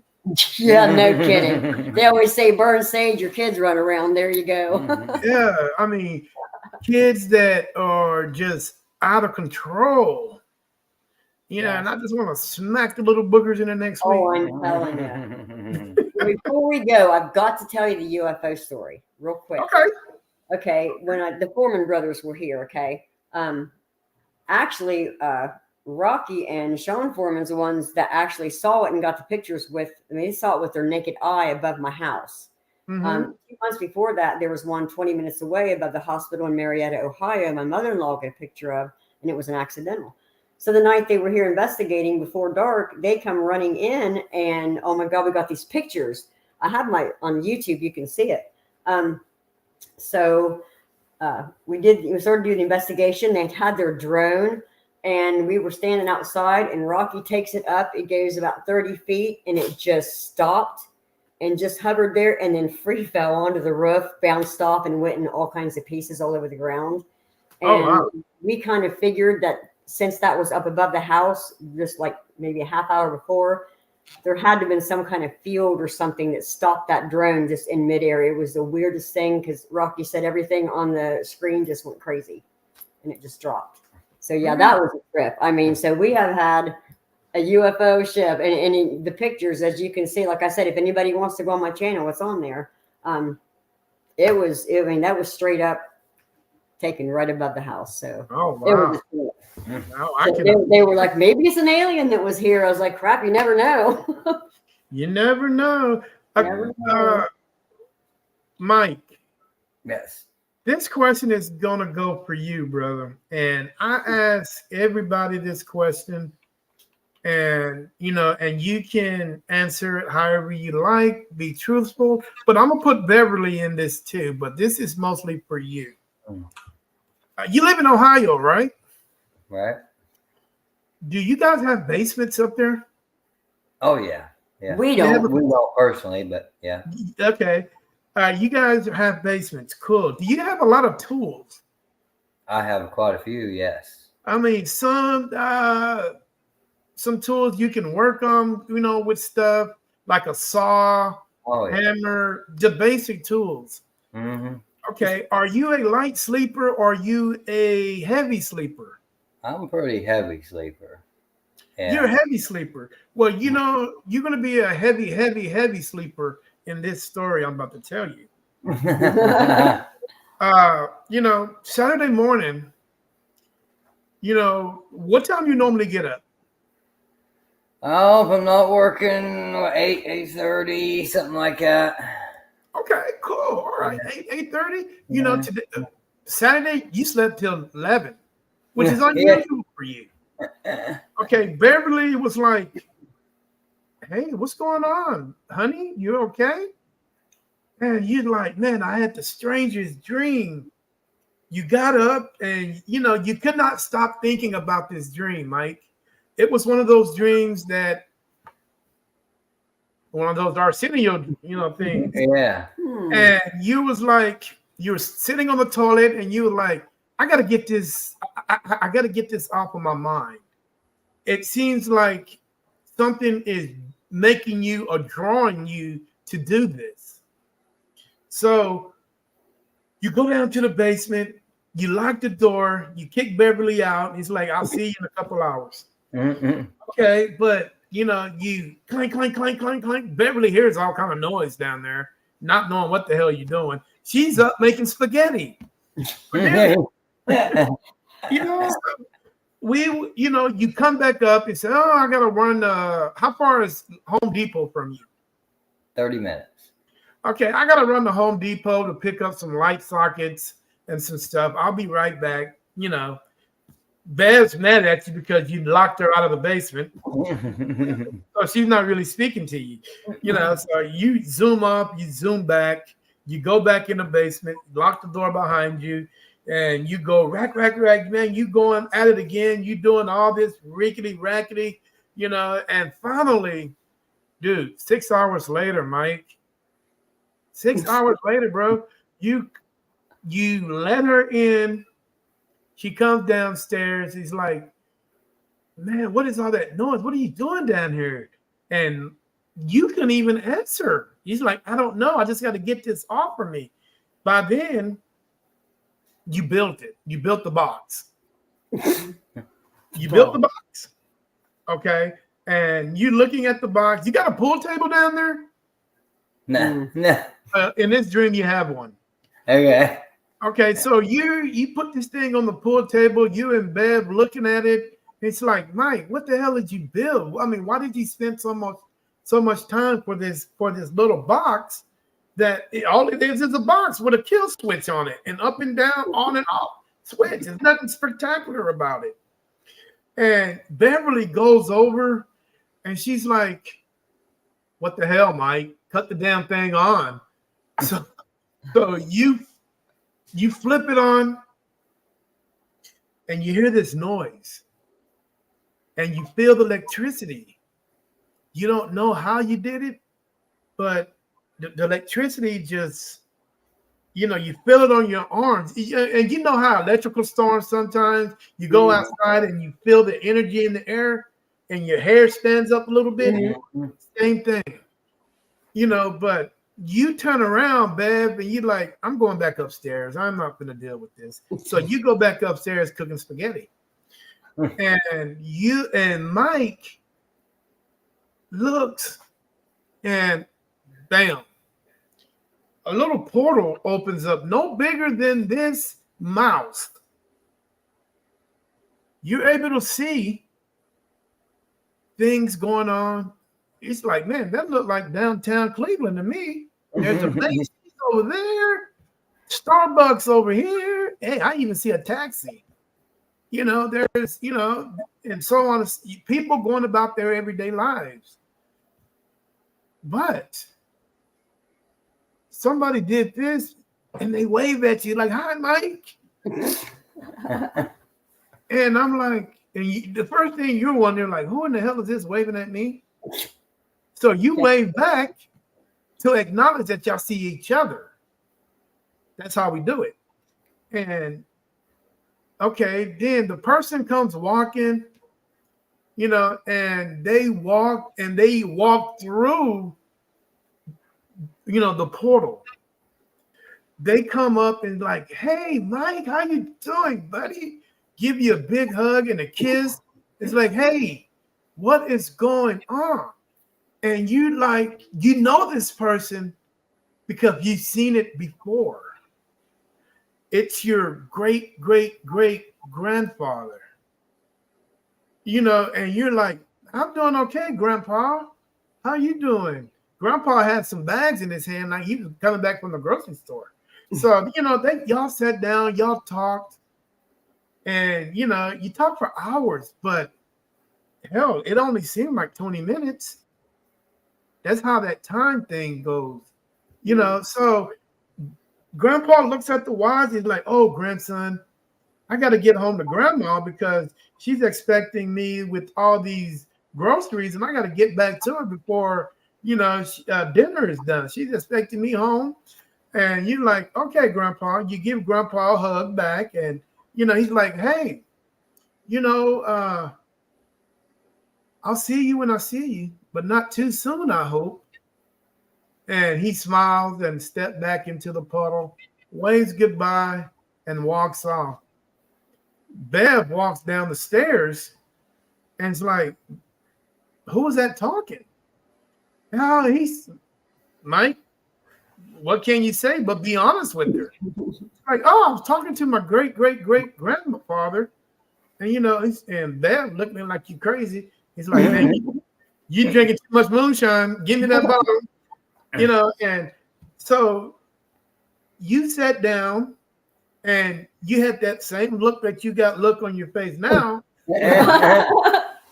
Yeah. I talked to my grandfather. And at that time, all that pressure that you had when you was building this thing is gone. It's gone. And you're like, okay, I got this device that I just invented that I can see my grandfather or any other member of my family as I see wish.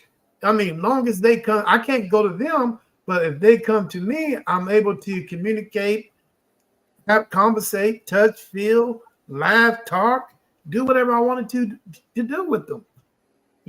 And so you sit down on that. Do you have a couch in the basement? Mm-hmm. Yeah. We'll have a couch. You got a couch, so you sit down like this, and you like, Bev, I just talked to somebody I have not seen or don't even know if I ever seen them. And if you think about the generation that it takes for your great, great, great grandfather, you're talking back in the 1800s. Oh, yeah. That I've never even seen. But I sat up here and I actually had a conversation with this gentleman, and we had a very extraordinary conversation. The question that I have for you, Mike, is what you built. Are you willing to share that? Well, that's a real hard question, isn't it? You'd want to, but you'd almost be afraid to, because you know how easy that would be to abuse, exploit, whatever. Yeah, it would take a lot more thinking than just to say, I guess. But yeah, that would be very, very abusive. You could use that to gain a lot of power if you wanted. So yeah, I don't know. I really don't know. Okay. Now the next question is, okay, now you don't know. So that means you're going to put it on top of the shelf for a while and just let it sit there. Probably so. Probably. You experiment. You're gonna see what you really can see, I guess. Yeah. But you're not letting anyone else. Yeah. But it'd be just within you. I mean, it won't be. I understand that, and Yeah. Okay, so do you think, how long will you keep that thing on the shelf before you share it with the world? Boy, I don't know. I really don't.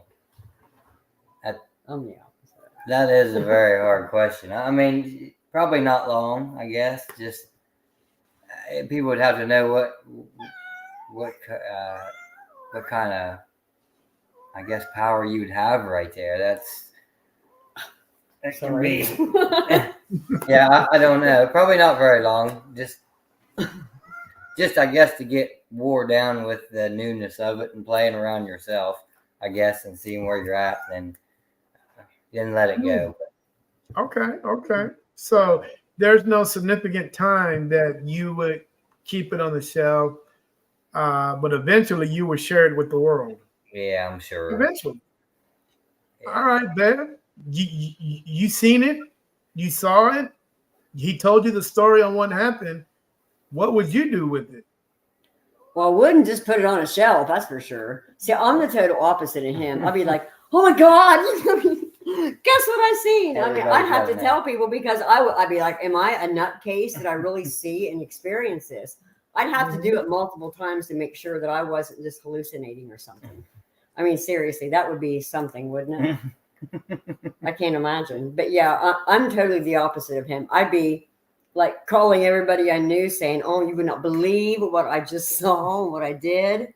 Yeah, I'm totally the blabber. So, I mean, everybody knows that. So you would share this with the world. I think I would. I would want to share a warning with it because, you know, like, I mean, I agree with it could be exploited and used in bad ways. I mean, anything can be, I guess. But yeah, I mean, I'd be more apt to say something way before he would.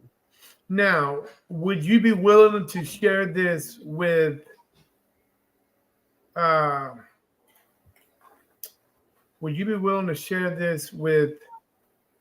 individual, or would you be willing to share this with humanity? First, individuals to kind of see how it's taken, because you know, humanity hasn't proven so well. But yes, humanity would have to. I guess we would want to know. Everybody, yeah. I think individuals first to kind of see how it's taken. I mean, you should get a lot of your questions answered that way. Okay. So, I guess everyone should know. I mean, let's say that you shared this technology with the world and things didn't happen the way that you wanted it to happen. It became a Pandora's box. That's what I'd be afraid of. You know, I've seen countries, civilizations, fought wars for far less things than something like that. And just to imagine the religion aspect of it. Oh, wow, yeah.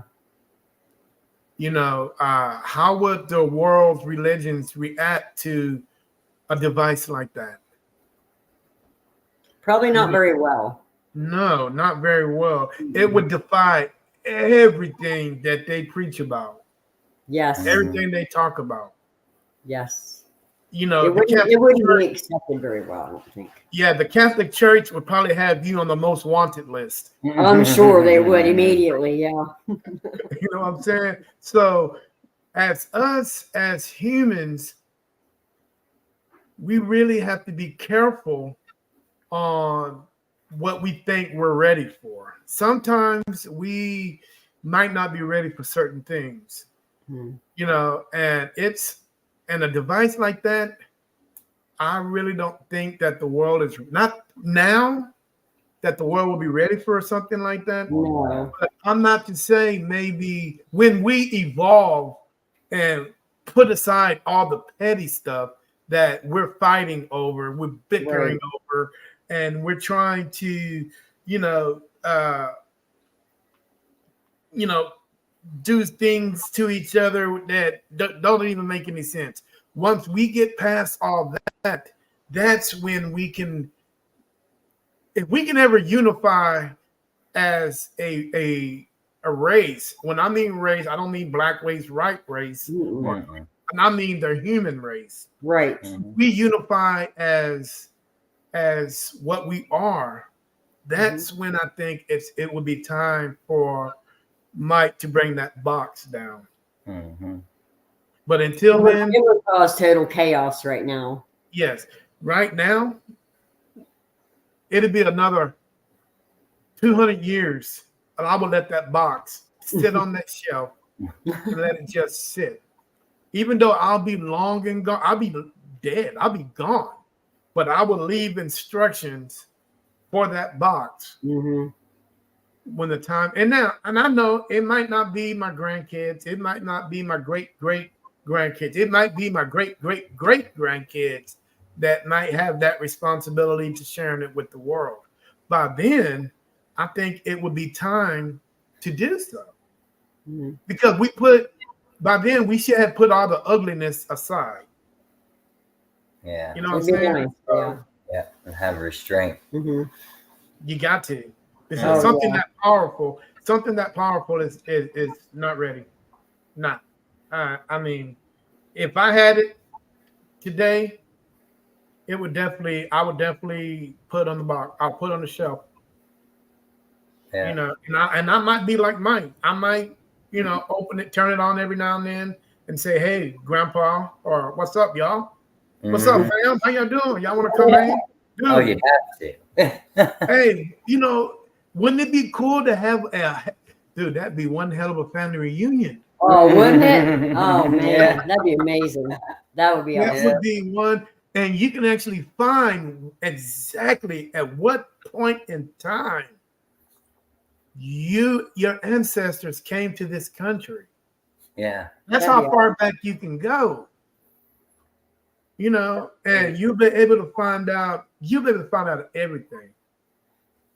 Yeah. You'd be like Back to the Future with Martin. Yeah, that'd be great. You know what I'm saying? That would be cool. But yes, until then, I got to keep this bad boy on the shelf. Yeah. You know what I'm saying? So, guys, one more question. I'm going to get you out of here. And any, meeny, miny, mo, we're going to go with Mike because he said so. I like that one. Mike, where would you like to go on your bucket list, paranormal bucket list? Anywhere in the world, brother. Anywhere. Well, I'm not too much into paranormal, but I guess there's them castles in England that I don't know specific, but if I were to pick a trip probably. Or pick a UFO hotspot. Oh well, I'm going there. Remember Roswell? I've been wanting to go there forever. I don't know where else to be, but that's gonna be one of the best spots I've been wanting to go my whole life is Roswell. So Roswell? Yeah, it's just one of them things. That's me. Roswell is just a tip of the iceberg. Yeah. About UFOs. Kecksburg. You ever heard of Kecksburg? The UFO crash there, just as hot as Roswell. What about Dugway Proving Grounds? See, I haven't either. See, I don't do a lot of the alien stuff. I do Dugway is supposed to be the next Area 51. Really? Yes. If you ever get a chance, Where's it at? Utah. Okay, Utah. Okay. Utah. And they have, and what's so crazy about it, it's so vast is what are those things called? The little circle things that what are they called? The satellites aren't even allowed to go over Dugway. Oh wow. Yeah, I mean it's from you can't go from the place up to space is no fly zone. Oh, Okay. geez. Okay.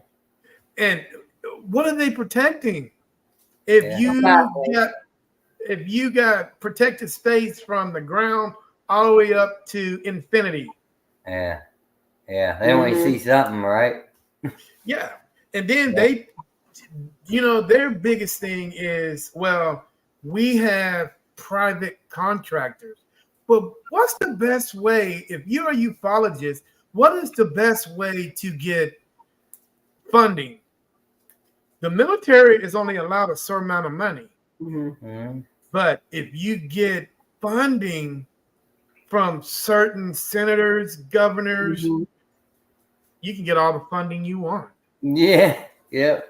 Yeah. Move the money All the around. funding you want. And why, dude, Mike, you are so close to Wright-Patterson Air Force Base. We were there. Yeah, we went there love it. a couple months ago or so, and we wanted to find out where they supposedly stored everything, but you can't even get close to that place. I mean, we were it was 2 or 3 blocks away. There. And we went down this road, and there was actually guards there, and they make you turn. They literally walk beside your car and turn you around.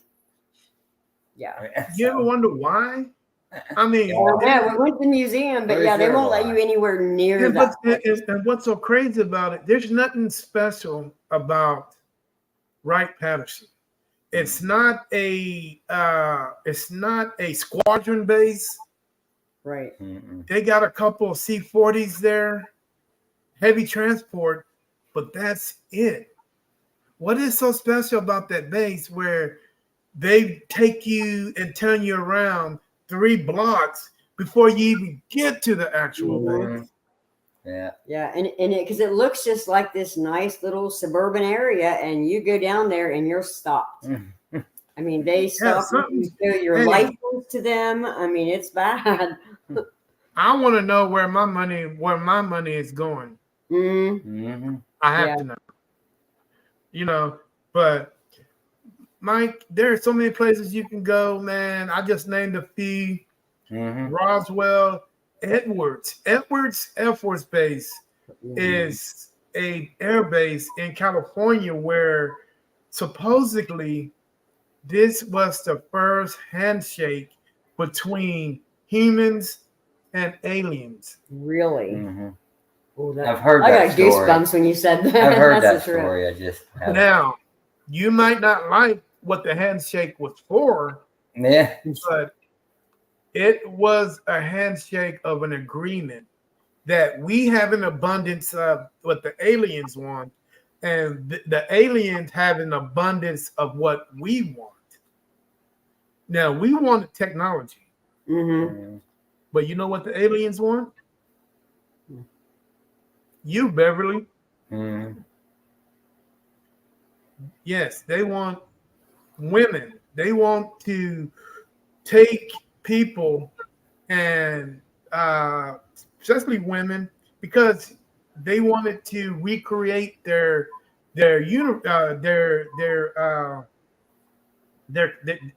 kind.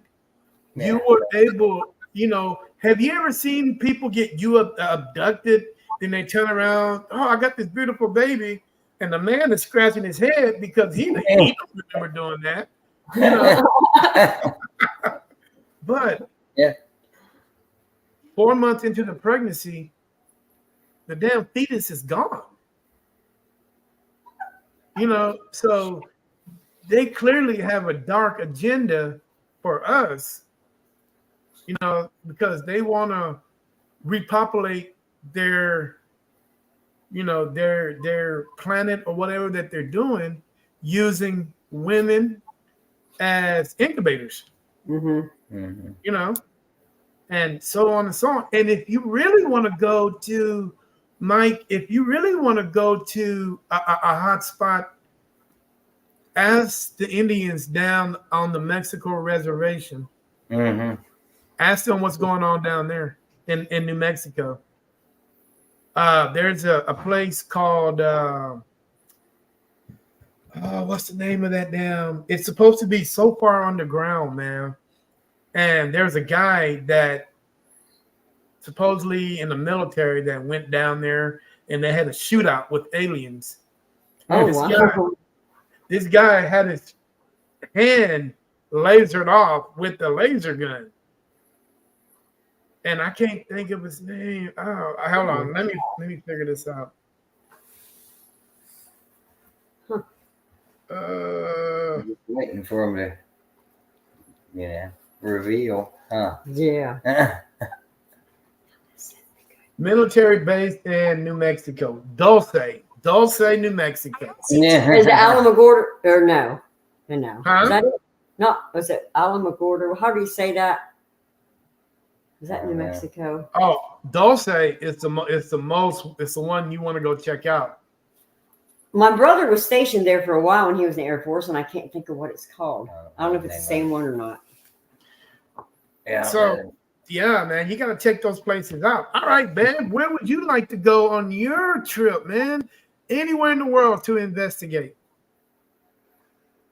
Crap, I don't know.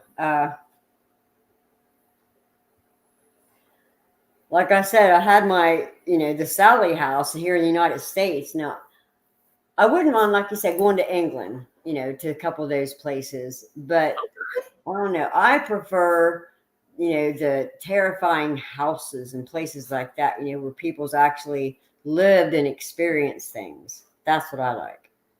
You should have been to the house I grew up in, man. They had rooms that big. Yeah, you talk about terrifying, man. That house was something else. But yeah, okay. You know what? England is not a bad place to go. There's so many locations that I would love to check out overseas. France, Germany, Russia. There's a lot of stuff in Russia. I would love to go Auschwitz, German concentration camp. I gotta take me a big box of napkins because I think I'm gonna cry when I get there with all the sorrow and the sadness that you're gonna feel when you get there. Hey, the Omaha Beach, Juno Beach, all those beaches in France where they did the invasion of Europe. Can you imagine all those kids that were on that beach that died? Unbelievable.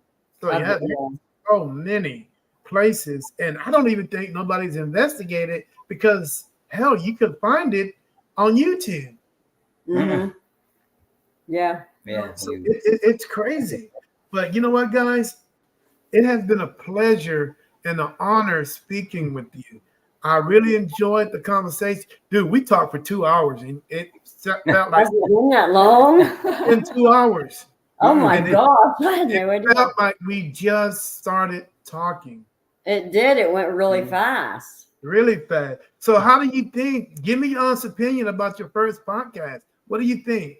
I enjoyed it. It was really fun. Yeah, fun. I like it. And it was such a pleasure that you guys accepted me to do that with. I mean, it's really an honor that because I think I am embedded in your thoughts and in your minds forever. Your first ever podcast show? Absolutely. Oh, man.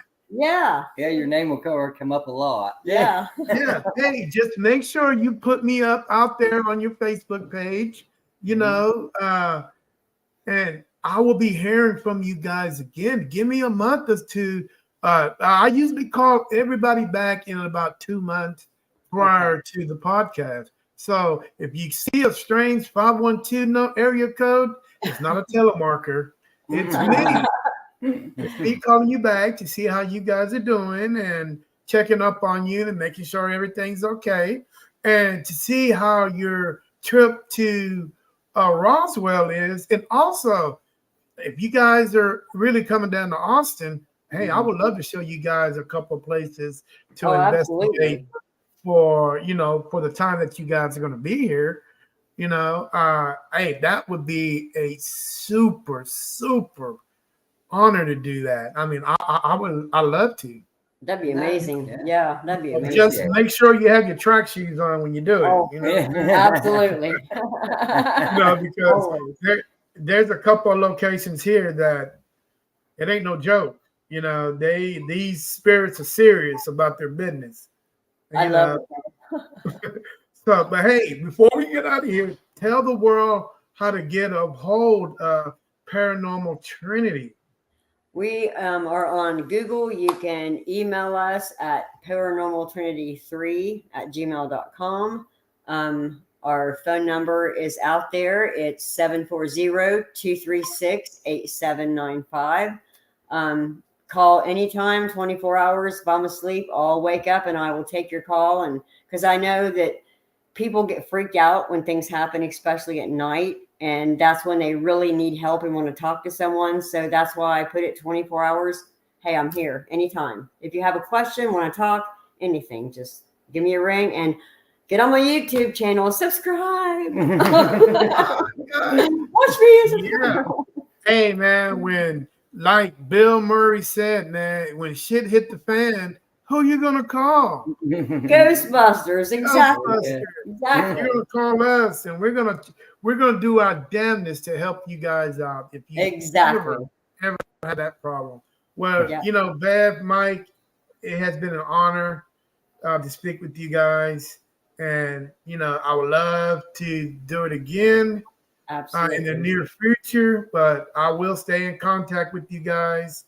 You know, and I hope you guys have a wonderful journey in your paranormal investigations. And I hope you really find the answers that you guys are looking for. You know, and like I always say, every paranormal investigator are looking for different answers for different reasons. Yep. You know, and if you guys find out what you want to find out, feel free to share it with me because I want to know too. Absolutely. But hey, all right, guys. Hey, if you guys are out there in the chat, thanks for coming on the show. I really appreciate it. You guys coming on. Hey, jump over to the YouTube, hit that like, share, follow button. And if you want to do it on their Facebook, feel free to do so. Hey, let's get these numbers up, guys. Let's help them out. Let's help them get these numbers up. And let's get them going in the right direction. But in the meantime, Mike, Pam, Beverly. Oh, hey, I'm in Colbert. not even my. Sorry about that. Hey, you guys enjoy the rest of your evening. Mike, go eat some of that spaghetti Beverly has been making for 2 days for you. All right, guys. Hey, this is Terry with NSPS TV Paranormal Podcast. Sunday in the Lion's Den. You guys enjoy the rest of your night, and I will talk to you guys soon. All right. Thanks. Thanks, everyone. See ya. Bye.